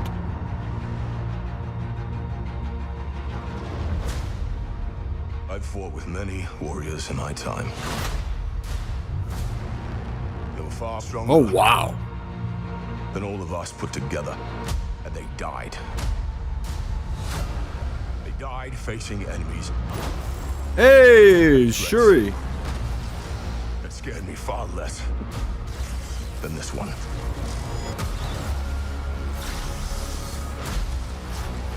And Shang-Chi, nice. And Gambit. Everything that they sacrificed will be for nothing. Hey Loki. God damn, this is gonna be that movie, right? This is gonna be that movie. Anti-squabbles. Oh my god, hello Mystique. I presume nothing except this. Oh, that looks sick, dude. I'm so excited. Has brothers and sisters. I don't care. Oh my god.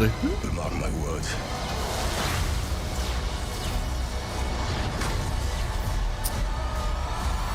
Yeah, he's gonna be a very different opponent. Miracle. Hey, pal.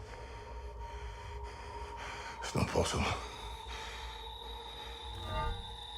What? What? Hello there. How are you here? How are you here? Ah, that was nice. That was nice. No, I'm not. Doomsday! Yeah! Doomsday! Oh, that looks sick. No, yeah, fuck. I was also talking about that with my girlfriend some time ago, I think. Where I said, like, oh, like, this really needs, like, a trailer soon. Like, GTA. Like, GTA could also, like, use a fucking trailer. Like, yeah, you can pre-order the game, but you don't fucking know what it's even gonna look like. You have no idea how the HUD is. You have no idea how the game is, like how it's gonna look when you play it. Like, we've only seen, like, cutscene gameplay footage. Well, gameplay footage that looks like cutscenes. So, yeah, it's gonna look nice, but we don't know how it's gonna look when we're actually playing it. It's crazy. And now with Doomsday was also like, oh fuck, we've heard so much about this movie, but we've never fucking seen anything. And now we finally have. Well, we have those teaser trailers that kind of like showcase some of it, but not anything like this. Holy shit, that was very much needed. God damn. Oh, fuck, nice. Oh god, I need to turn on the audio again, or you will not be able to hear the game. The Empire has surrounded the castle. Good. Whoops. Fuck. Wait a second. I started the PSP. Don't want to play that. So let's do this.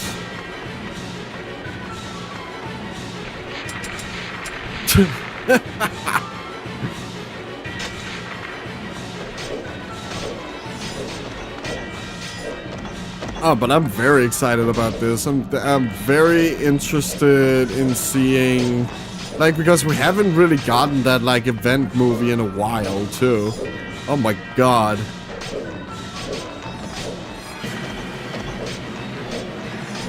I guess we kind of did with Fantastic Four. I actually really enjoyed it. My girlfriend and I have been going through, like, a Marvel thing. Where we went through everything. Mostly because we were very interested in Daredevil, and my girlfriend had not seen Daredevil yet. The Netflix show. So our kind of thing, like what we really wanted to watch was Daredevil Born Again, but yeah, we went through the whole cinematic universe. And it was actually not as bad as I expected. I think the thing that surprised me the most was that it's actually very samey. And surprise, surprise, the only show that does away with this was She-Hulk, and I did not really like She-Hulk. I hated it. It was like the worst show ever made. God damn. Like, there are some things in it that I really like the fucking clueless woman that fuck, what's his name? The monk. Yeah, the monk guy he's watching TV with. That was kind of funny. Also see Matt. Very nice. But it's kind of like the show forgot that it, like, was trying to, like, be a show, and then it kind of abandoned it to do cameos and shit, and then, like, even the show says, like, fuck, what are we doing? And I hated it. And then the whole Kevin Butt thing was fucking, like, the most stupid shit ever made. So, yeah, great, dude. I really disliked that one. I didn't like it. It's a terrible show. But I think it was like with the shows, like I did like Miss Marvel. I thought Kamala Khan was very cool. I really liked her. Also nice to find out that the actress actually is a big fan too. Your sister. I always love when I find that out. Or that through being cast, they become like big fans, like we've seen with Charlie Cox and Vincent. I will not butcher his last name. Yeah.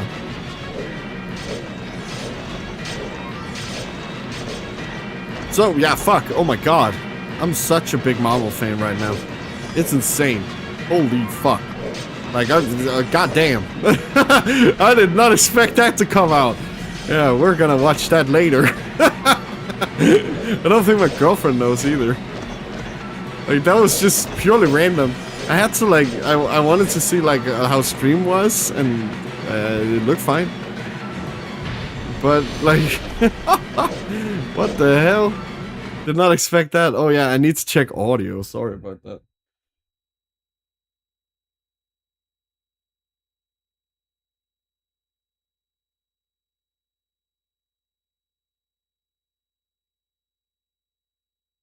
But what a coincidence. Holy shit.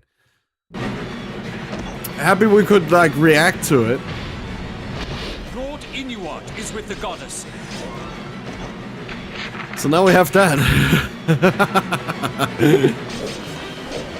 Yeah, for people who don't know, I'm a big Marvel fan. Also DC, but specifically Batman. I grew up with Batman. I think Batman the Animated Series is one of the greatest fucking cartoons ever made.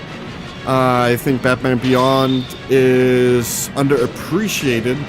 Show no mercy. Not the show, but like the character itself. Like, I really want to see Batman Beyond, and oh my god!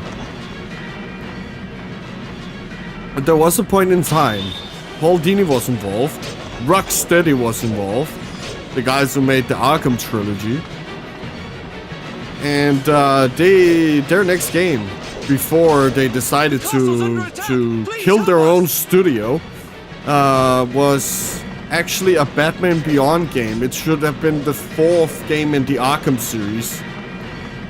But that got shafted in favor of Suicide Squad, which I will never forgive them for. And I guess the creators and original founders of Rocksteady did not either. So they left after that and started their own shit. And the people who are working at Rocksteady now have nothing to do with the people who worked on Arkham.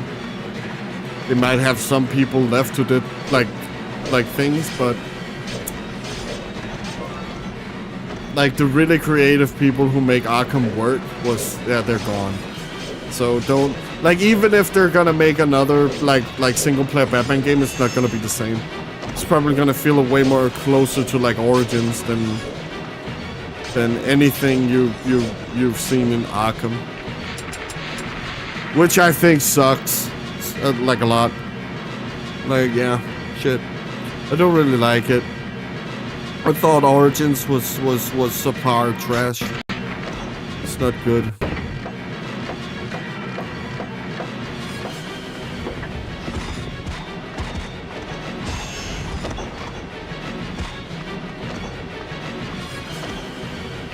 But I really love the Arkham series. I think it's like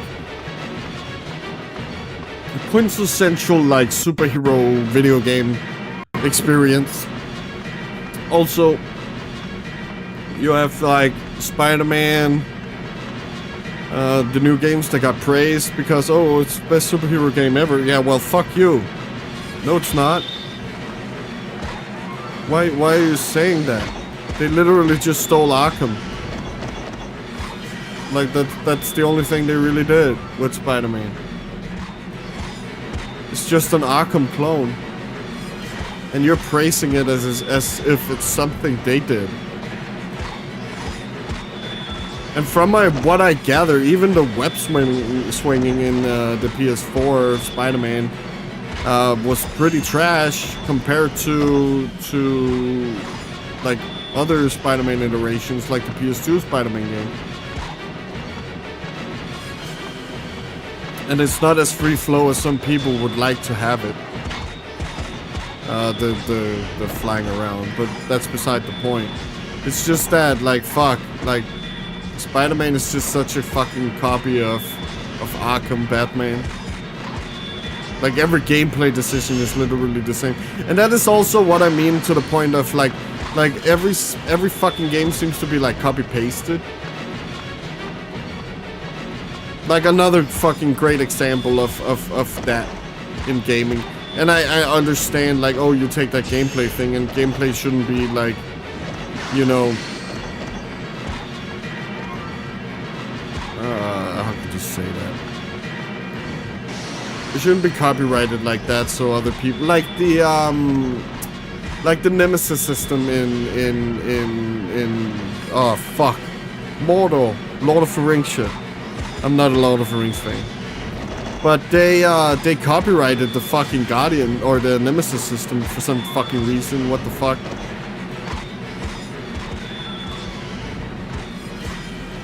And also fucking Nintendo, the Pokemon, like fucking like wanted to copyright fucking the throwing of a ball. What? What? What the fuck?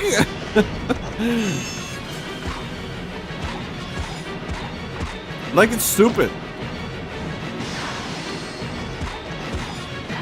Like, I would rather have seen Spider-Man like they do something with the character, because what was so great about Rocksteady Spider-Man or Batman was because it, like, the whole gameplay system, everything they did was made around, like, you being Batman. And it worked perfectly. But you can't just copy the system and think that, oh, we've done this will make you feel like Spider-Man. No, it really didn't. All it made me do was remind me of how much I liked Arkham. And how much I would rather play Arkham than this.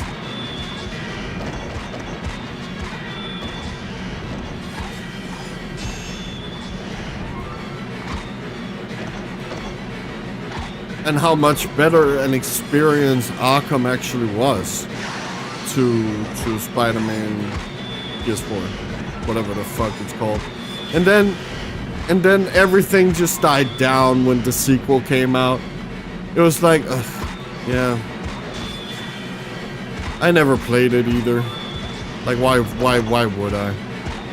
Like, it's such a waste of money.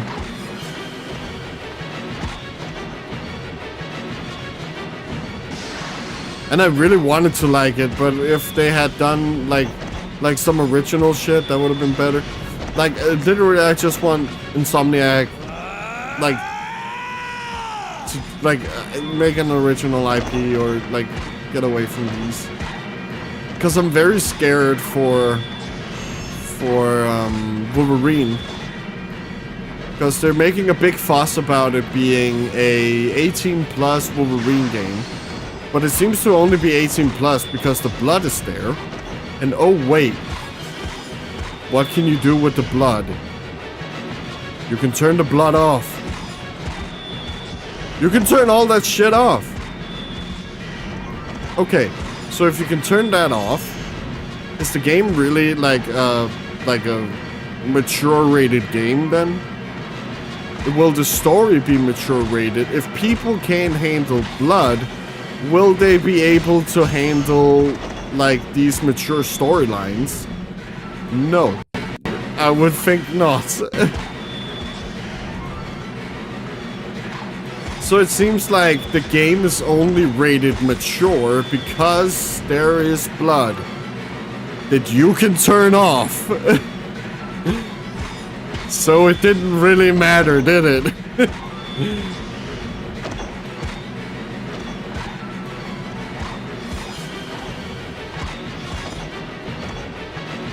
So yeah, I'm thinking we're not gonna see that, like, Logan type of narrative, you know, where it actually uses, like, this, like, because we've never seen Wolverine like that, like we have, what they did with him in Logan, not in film format anyway, like, ultra violent, fucking gore fest, with mature storylines about, like, failure, identity, and stuff like that.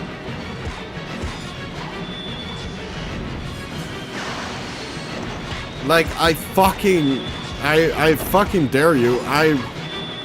If it turns out to be true that the story is just gonna be, like, literally just Spider-Man, PS4 and PS5, with the blood, like, oh my god. I'm gonna lose my fucking shit.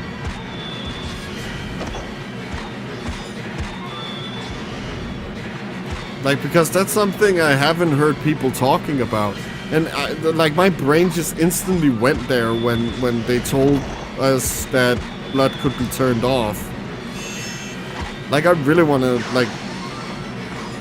Oh, we're finally getting, like, a mature, like, Wolverine game, like Wolverine Origins? Nope. Probably not. And mind you, Wolverine Origins is one of the best Wolverine games ever made, for the most shitty movie ever made. Like, one of the worst fucking Wolverine movies. Wolverine Origin, like, got that tie-in game. That's, like, one of the best fucking Wolverine experiences ever.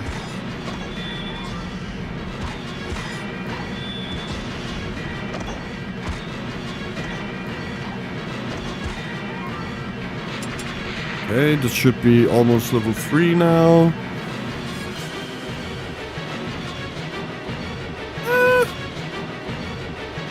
Let's do Skull Banquet.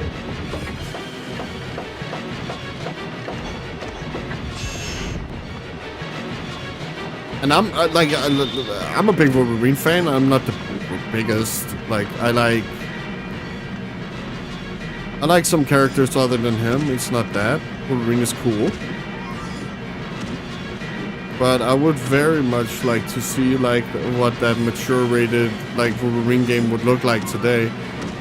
But it also doesn't seem like they actually have, like, dismemberments and stuff like that, which... Ugh. Like, it's only the blood, and that can, of course, be toggled off. So, yeah.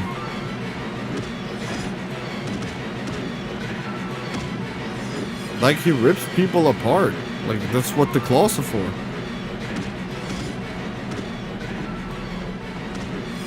Like, this is not a game for, like the kids who watch, like, the Saturday morning cartoons, you know? This is either a high teen rating or it's gonna be, like, a mature. And I'm thinking it's going to go with the teen rating storytelling, which I really don't want. So I'm probably just gonna skip it. The new Wolverine game. If it turns out that it's like that. But if we have mature story with mature themes and mature, like a Logan kind of Wolverine. I'm not saying I want specifically Logan, it's not that. I just want a Wolverine that's grounded and realistic and a little bit more mature. And serious, you know? But of course, who doesn't want, like, a bug or something in there? Like, sure.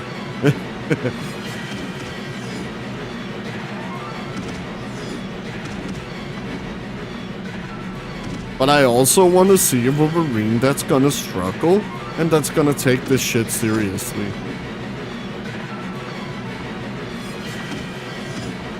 Like, I want to see, like, at the last fight, maybe Wolverine, like, you know, is about to get his head ripped off or some shit. And it's like, oh fuck! If you do that, I'm gonna die, man. You know? I want to see something with weight, you know? Like, not just that, like fucking Saturday Adventure Time, you know? I want to see some stakes. And that the characters actually takes these stakes seriously. Like with Final Fantasy. Where in Final Fantasy VII, it's like, oh shit, Sephiroth, oh my god, we're building this guy up, and then when he finally comes, he's fucking crazy. Where in Final Fantasy Rebirth, the flashback section where you play as him, he's literally just like Cloud. So you don't get that, like, you know, that sense of Empire rats. You shall like, feed the ravens. how can you say it? A sense of superiority from Sephiroth. You know, where like, oh shit, this guy's crazy.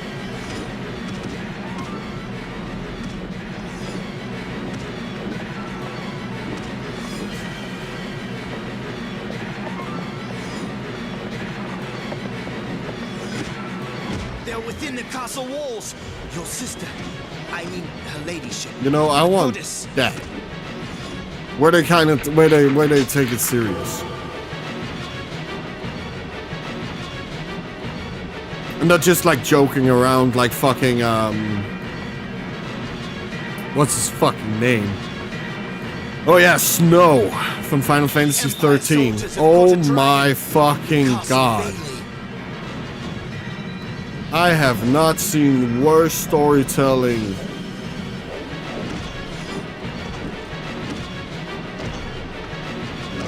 The way they're treating this. Oh my god. Yeah, fuck. Like, oh my god, that fucking beginning of Final Fantasy 13 where Snow and them are like, oh, we're gonna save everyone. We're the militia. We're the resistance. Yeah. Woohoo!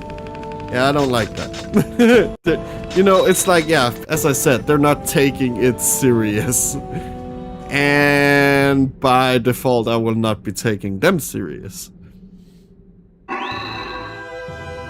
Like, I understand it if it were, like, for a little kid or something. Like, oh yeah, we're gonna do it, kid. And then you, like, they turn around, and then the camera turns to their facial expression, where they're just like, fuck, fuck, fuck, fuck. Then I could kind of see it. Like, then you're, like, conveyed that they're kind of hiding it. They're kind of hiding their fear. But there is fear.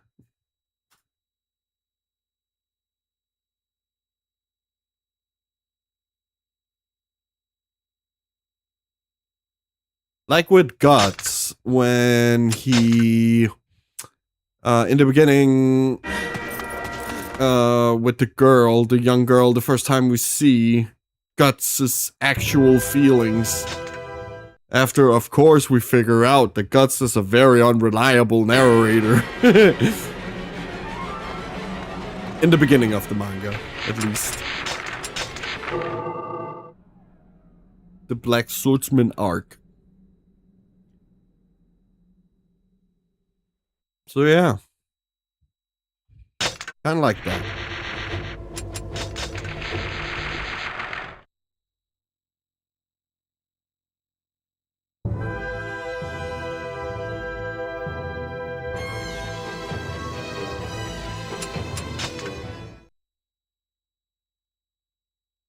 But I also want to see if we can get reincarnation to work.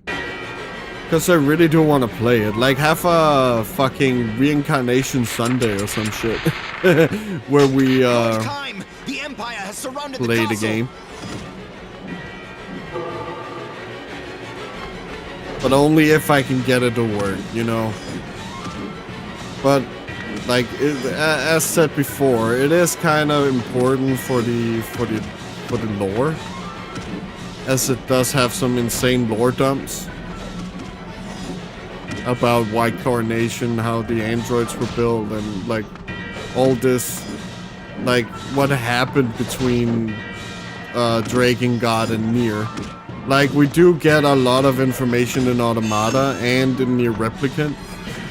But this one really goes into, like, insane detail on what happened at the facility where I would imagine Devil and Popola would end up. Or they were mass-produced. Because Devil and Popola are androids, if you didn't know. The Empire is too strong. They were robots to keep the thing in line.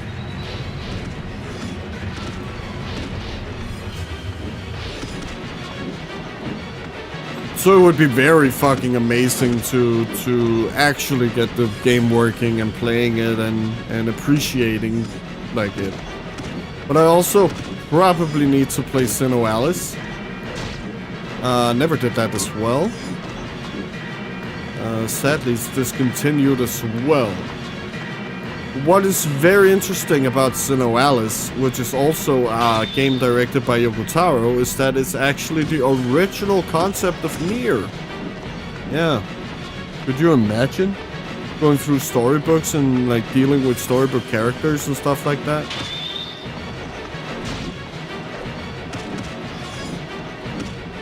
And then they made it into a gacha game, you know. I would imagine it's a gacha game. Near Replicant is, or Near Reincarnation is a gacha game.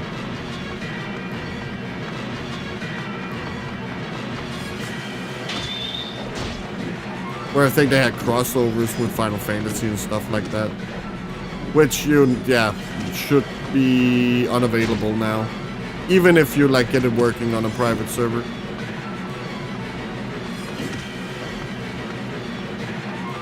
Even though I don't know how would you get the gachas and stuff like that, because you need crystals, and I'm guessing you will not be able to buy them unless you just have everything unlocked, and that's how they did it.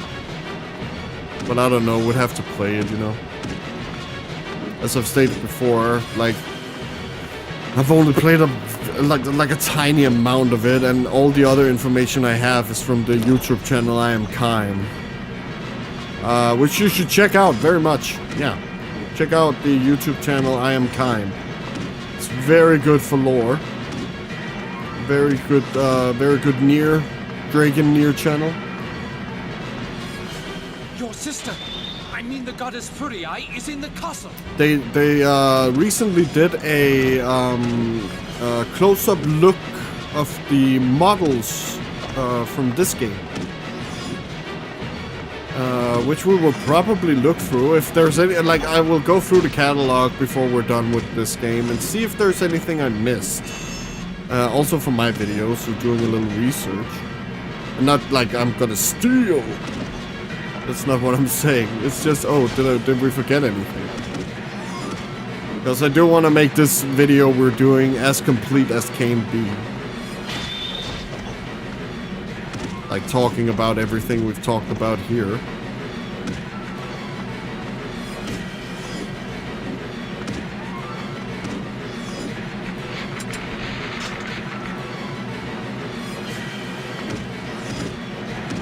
Because yeah, I did. Fuck, this game for me became a hit.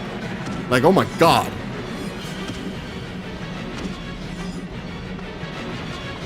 Like, I really want to like down the line play this again. Like, go through the new series again. We are going through other series. We're probably gonna do like maybe Kingdom Hearts series run after this, because as you have heard, I am a very big fan. And I really want to showcase Kingdom Hearts 1 and why I believe it is, how can you say, superior to the rest of the series. Even though it's like the oldest one. But new does not mean better.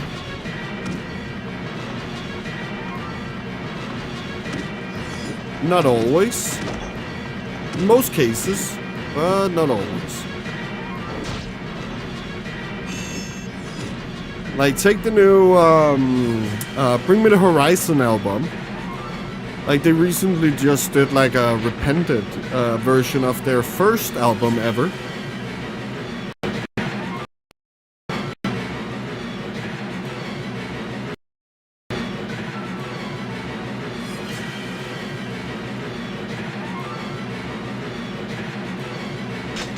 And that is way better. The new version of the album is way better than the old version, and you would probably never go back to listen to the old like tracks. Like you would just listen to the remastered versions. Or not the remastered, the remakes. Because they're so much better, the sound is so much better, like oh my god, the pacing of the song is way better.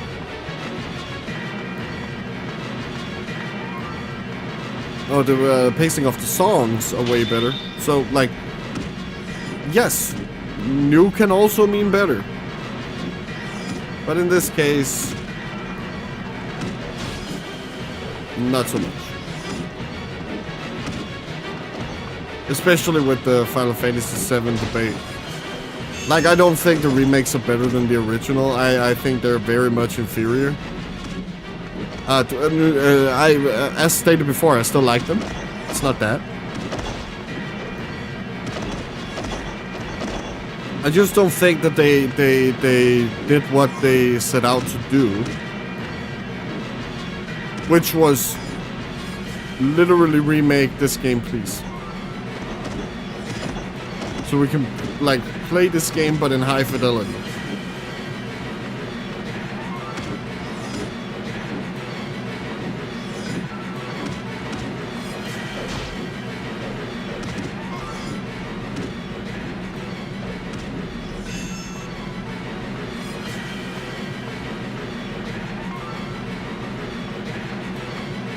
But I guess they misunderstood that we wanted like a graphical update with like maybe updated like gameplay, but like keep everything like it was, because there's nothing like it would not be better if it changed.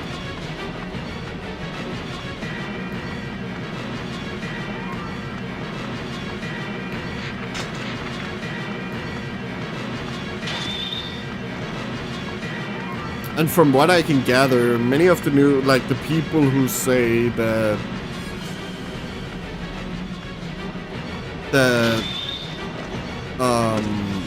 the remake is better than the original are mostly the people who have never played the original. Lord Inuart is with the goddess. So.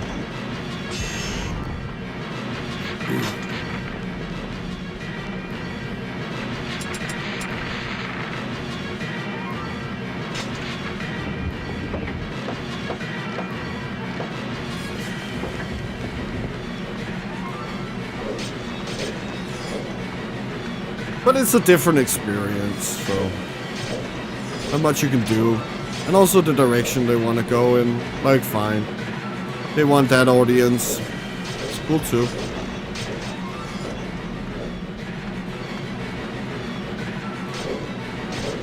I mean, not much we can do about it other than say, please, please, please, please, please, please, please, please, please. Can we please make like a turn-based Final Fantasy, or at least a Final Fantasy where you can buy the game and you will get the complete experience.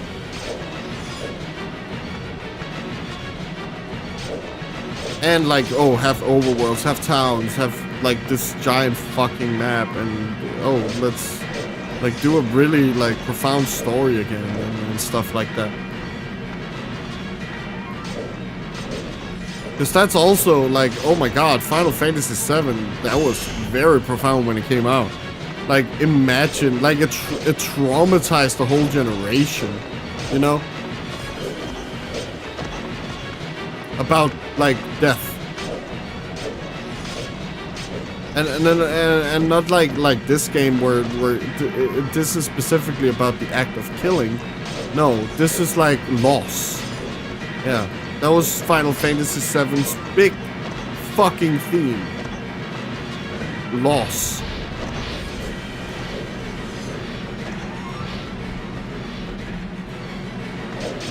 And like losing like a person that's very close to you. And they did it perfectly. in Final Fantasy VII. But I'm still looking for it in Remake and Rebirth.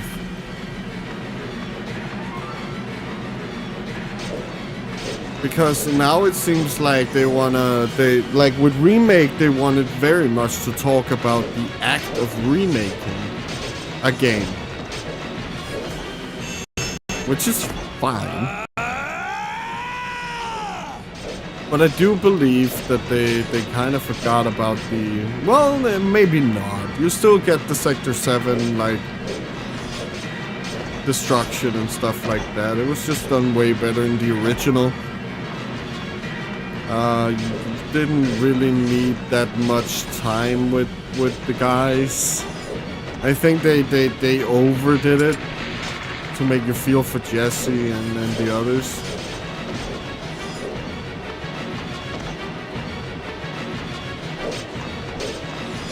But I think in the original it was mostly done to like clue you into what this game is about, and when they finally like pulled the rug by killing Aerith, like it hit like a truck.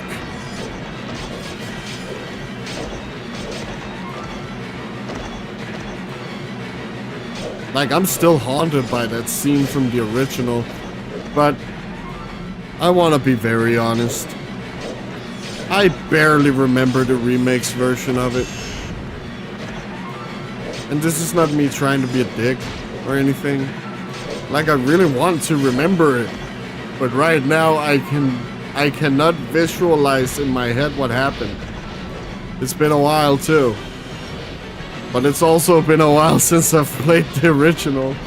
And like I can remember that like perfectly. I even remember that there's a mistake in the FMV in the original where they can't really decide if Sephiroth have gloves on or not. Like I remember that perfectly, but goddamn, Rebirth, no. The only thing I really remember from Rebirth, and I guess that's just because I like Tifa so much, is the what's it called? The golden saucer. What's it? The Ferris wheel scene. Like I remember that.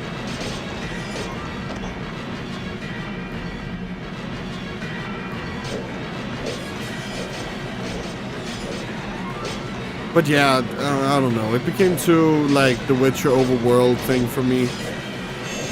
Or the Witcher open world type of like gameplay. Because we gotta remember that, yeah, Horizon is a game as well.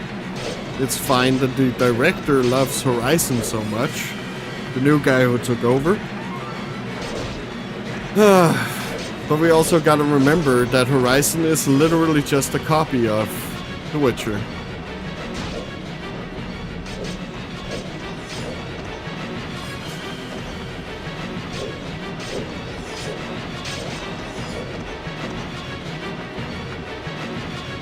Like, you can very much feel that DNA, and it sucks. So now, Final Fantasy VII is also, like, a, you know, a Witcher-like game.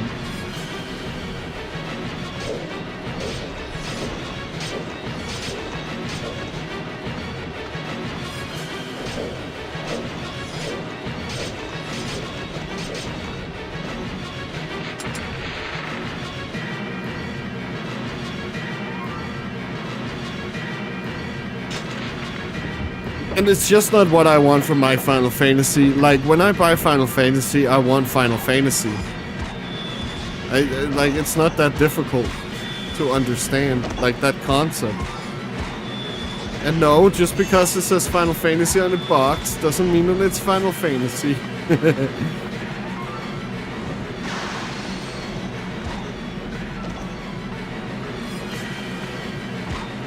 Like, Final Fantasy 16. Not really a Final Fantasy game. but it says Final Fantasy on the box. Silent Hill Downpour. Not really a Silent Hill game, but it has Silent Hill on the box. Like, it also has to feel like it.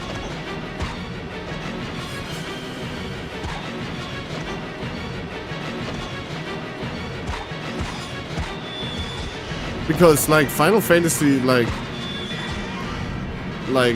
from 4, 5, 6, 7, and 9, very much, well, 8 to a degree, actually. Like, it still feels like a Final Fantasy game. And the goddamn redemption arc that was Final Fantasy X. Oh my god. I have some problems with the linearity of Final Fantasy X. But that story, oh my. It was very much a redemption arc for the Final Fantasy VIII guys.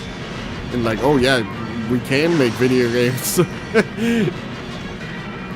We can make good experiences.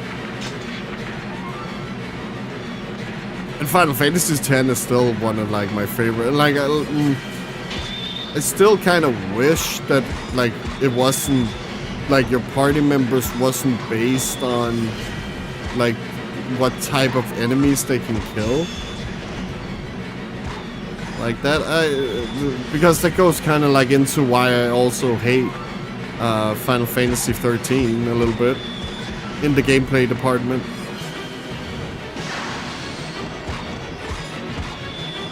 Because it just felt so dumb. The whole tank thing. And oh, you need like, yeah. It opens up a little later, but by that point it's like, it's way too late.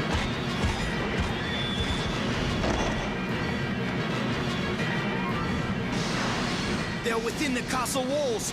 Your sister, I mean her ladyship, the goddess.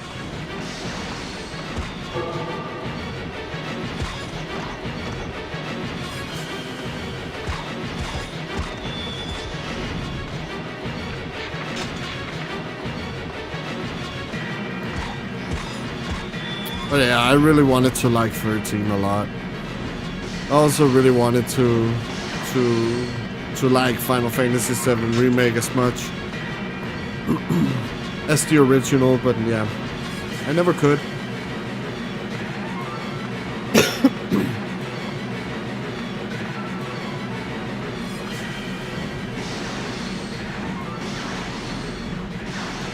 The Empire soldiers have caught a dragon in the Castle Bailey.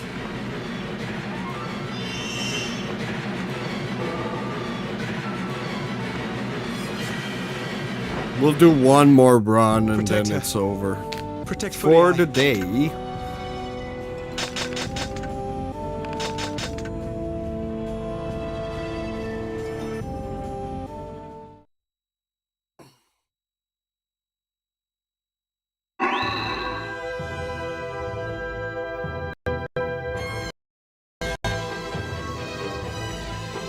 But we're almost there, guys.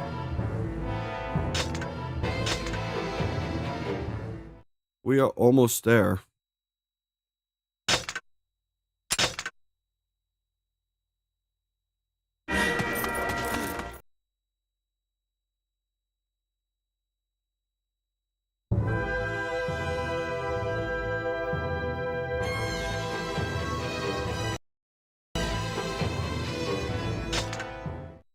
I am Kaim.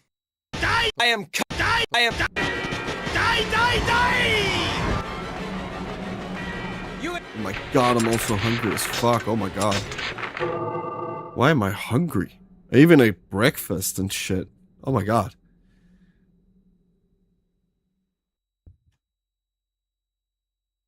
So yeah, a little shorter stream, but we still did a lot. Yeah.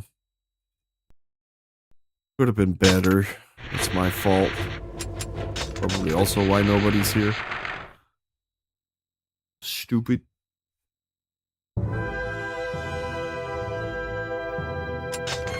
But I guess we could just keep going.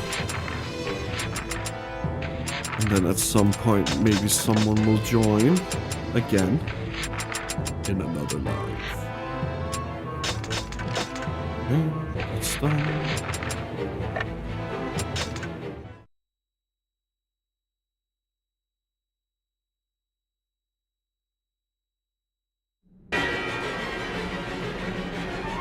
So which one is closest to leveling up?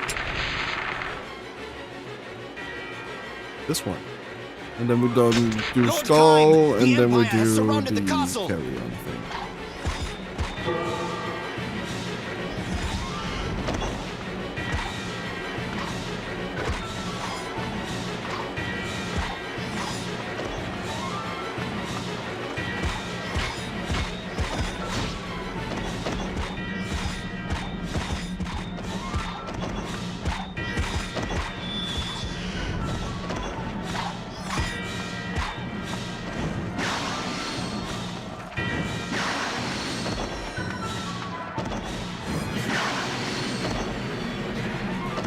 Just spam this. Great, dude. Alright. Might not be too bad of a weapon.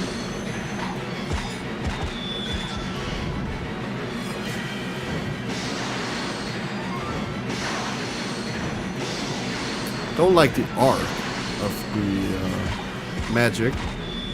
But I'm hoping when we reach level 3 it'll do one in the middle as well.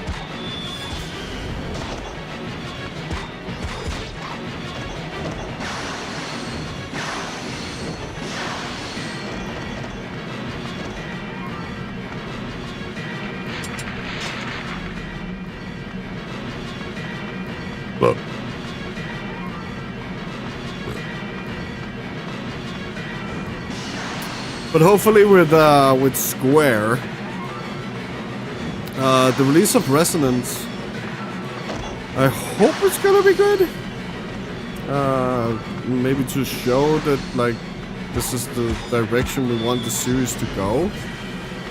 But like some other people have said, I just don't think that Resonance will be that game that will do that. Same as like Octopath, like Traveler and stuff, did not Your sister, I mean the goddess Furii, do is it in the either. castle. Like I think people want like, oh, let's do it in today's graphics, you know? Lord Inuart is I don't with the think goddess. like, oh, you can only do turn-based if it's pixel graphics. Yeah, I don't believe that either.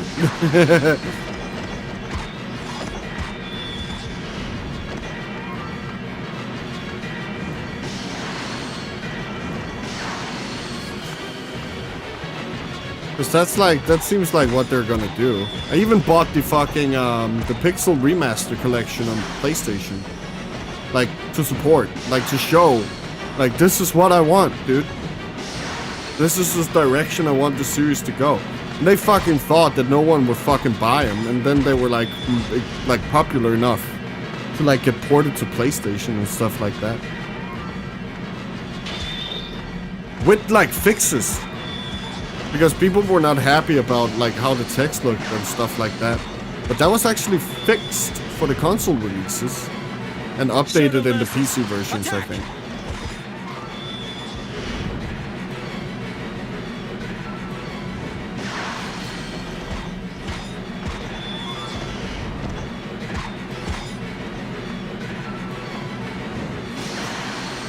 The Empire is too strong. Like, I love Final Fantasy to death. It was like, yeah, Square was kind of like the first company for me. Like, oh shit. Like, I know I say it's like Kingdom Hearts, but yeah, it was Square. It was like the first company where it was like, oh my god. That's crazy you can do this. With storytelling. And also, like, I've never said this, I think. But like, also the reason why I'm so good at English, and like reading English and stuff like that, it's Final Fantasy. Final Fantasy was my gateway into this. Like, I've always liked English and stuff like that. Like, for movies. Like how it sounded. When I was a kid. But like my reading ability and like my vocabulary and stuff like that come from Final Fantasy and reading a lot. Like playing the old Final Fantasy games was like reading a goddamn book, you know?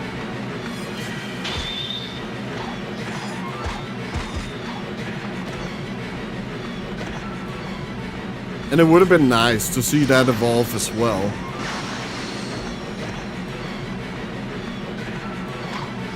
But I don't think it ever did.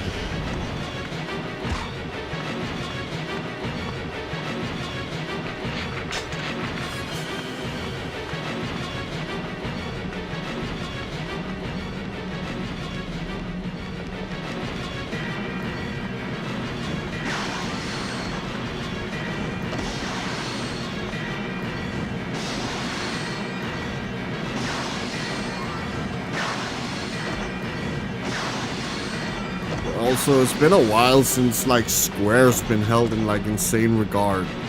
Like that we like, oh shit, this is why we love Square.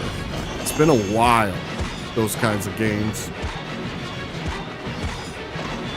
And it also seems like the Final Fantasy VII remake was literally only made because they were running out of money.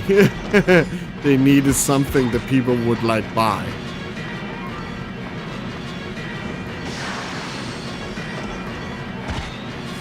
Which is understandable because they hadn't like had a hit in a long while. Even Kingdom Hearts 3 fell short of expectations, like a lot.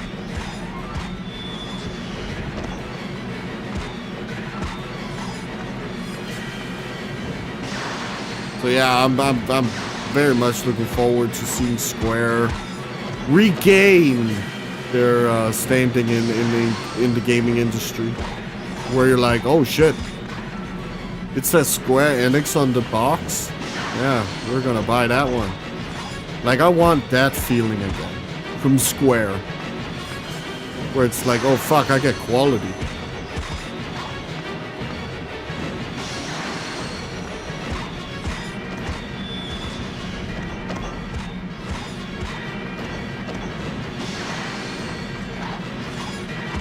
But I'm not very, like myself, very happy about pixel games. I didn't grow up with them, so I don't have that relationship. Like, I play PS1. Like, that was my, like, start of everything. But I guess my nostalgia just really starts with the PS2. So many great memories, the graphics, oh my god.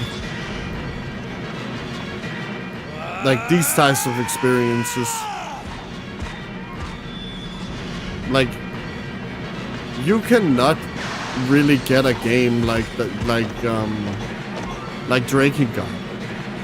Like, there's no other experience like this game. Even like Drakengard 3 is nothing like this game. And Nier is nothing like this game.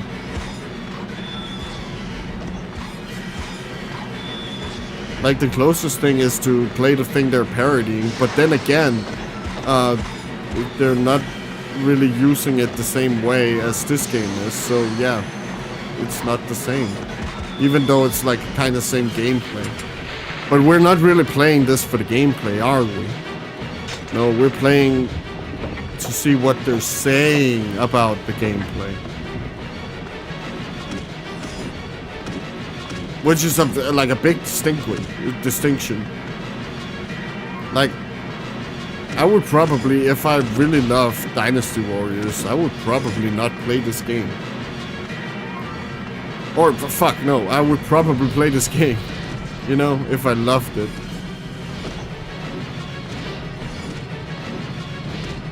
But then you would be taking it back because, oh my god, this is nothing like Dynasty Warriors. Only, like, from story to gameplay to how you, like, rank up and stuff like that.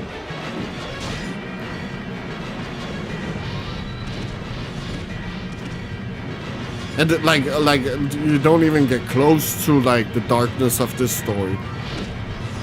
So that like yeah, you don't really get like that experience. And it would be fun if like more games were like, oh, this is this experience and that is that experience, and it's not really the same every single fucking game.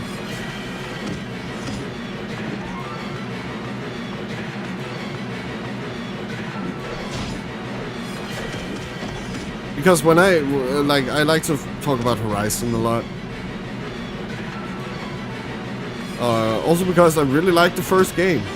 And I like dinosaurs. It's Robo Dinosaurs in an open world setting. But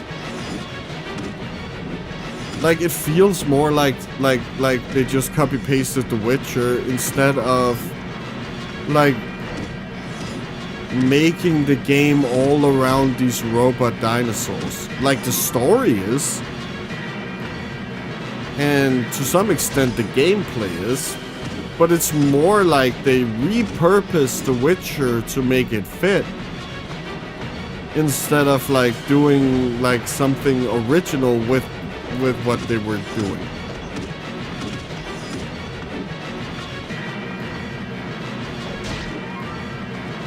Like I would maybe have looked at like Monster Hunter for inspiration instead of like The Witcher.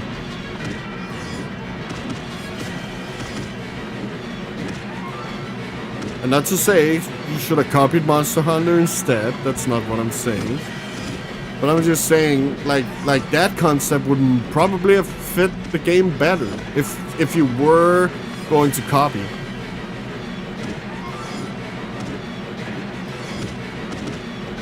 And I really like the story of Horizon 1. I think it's very good. I don't like Forbidden West in any way. But yeah, the first game is actually alright to some extent. Like you still have a lot of bullshit. Like very stupid decisions. Just to name one. The combat design is literal garbage. And here's why. One simple decision here. So when the enemies attack you, they're glued onto you. Like they're literally just glued onto you. So if you dodge, the enemy will follow.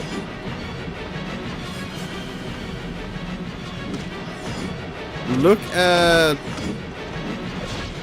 in Dark Souls, for example, they still like kind of glue onto you, but you have to dodge his invincibility frames to circumvent that. So if you dodge correctly, oh yeah, you're not gonna get hit. But what I wanted to see, whoa, sorry about that. What I wanted to see is that the enemy attacks, and then it's gonna follow you until a specific part of the animation, you know? Where it locks in on that, like, line. And depending on if you dodged or if you moved, you will not be hit. Of course, it's gonna be a little difficult, but yeah. So when you dodge out of that line, you will not be hit. And the enemy will not, like, be glued onto you anymore. When it, like, in the last, maybe, phase of its attack. And that will kind of fix that problem. But for the sequel, they ignored everything and thought that they did very good, so the sequel is even worse. with glued enemies. And it just doesn't feel good.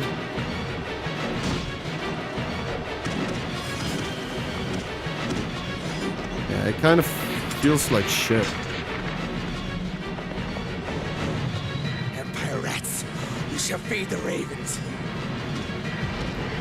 They're within the castle walls.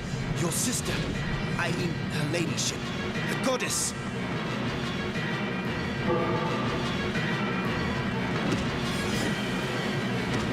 And also the first game became like my girlfriend's favorite game, which I can understand. Another problem with the first Horizon is there's like no point in exploring. Like you don't ever really find anything other than the fucking like small like data logs that like talks about life before the apocalypse.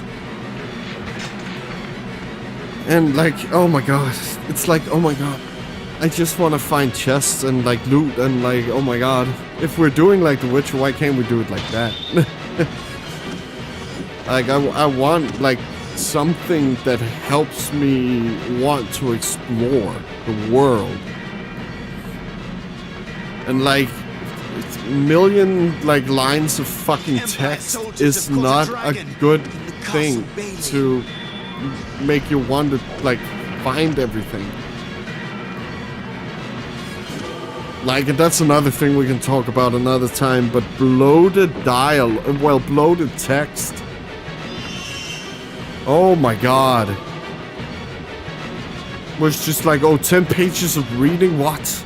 Why do I need 10 pages of reading? Could you not just have fucking shortened it down? Like, only included the most important shit.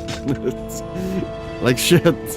Like, I like to read, but there comes a point where I'm like, oh my god. I don't want to read anymore. Like, I want to play my video game. That is literally what it was made for.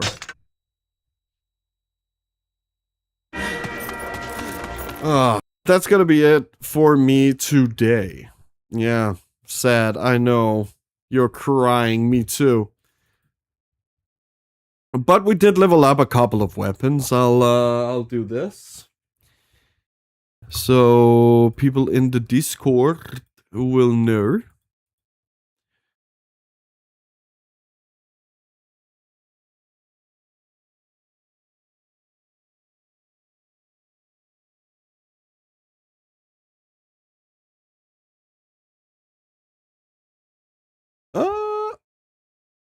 Okay, great. Baby, I walk away every day. So yeah, that was it for me today, guys. I'll be back at normal time tomorrow. God damn it. Thank you guys so much for watching, and for the people who are watching later, thank you so much for the support. We really enjoy it. We really appreciate you as well. So, if you haven't been told today, I just wanted to say, have a great day, and I'll see you tomorrow. Bye. Love you.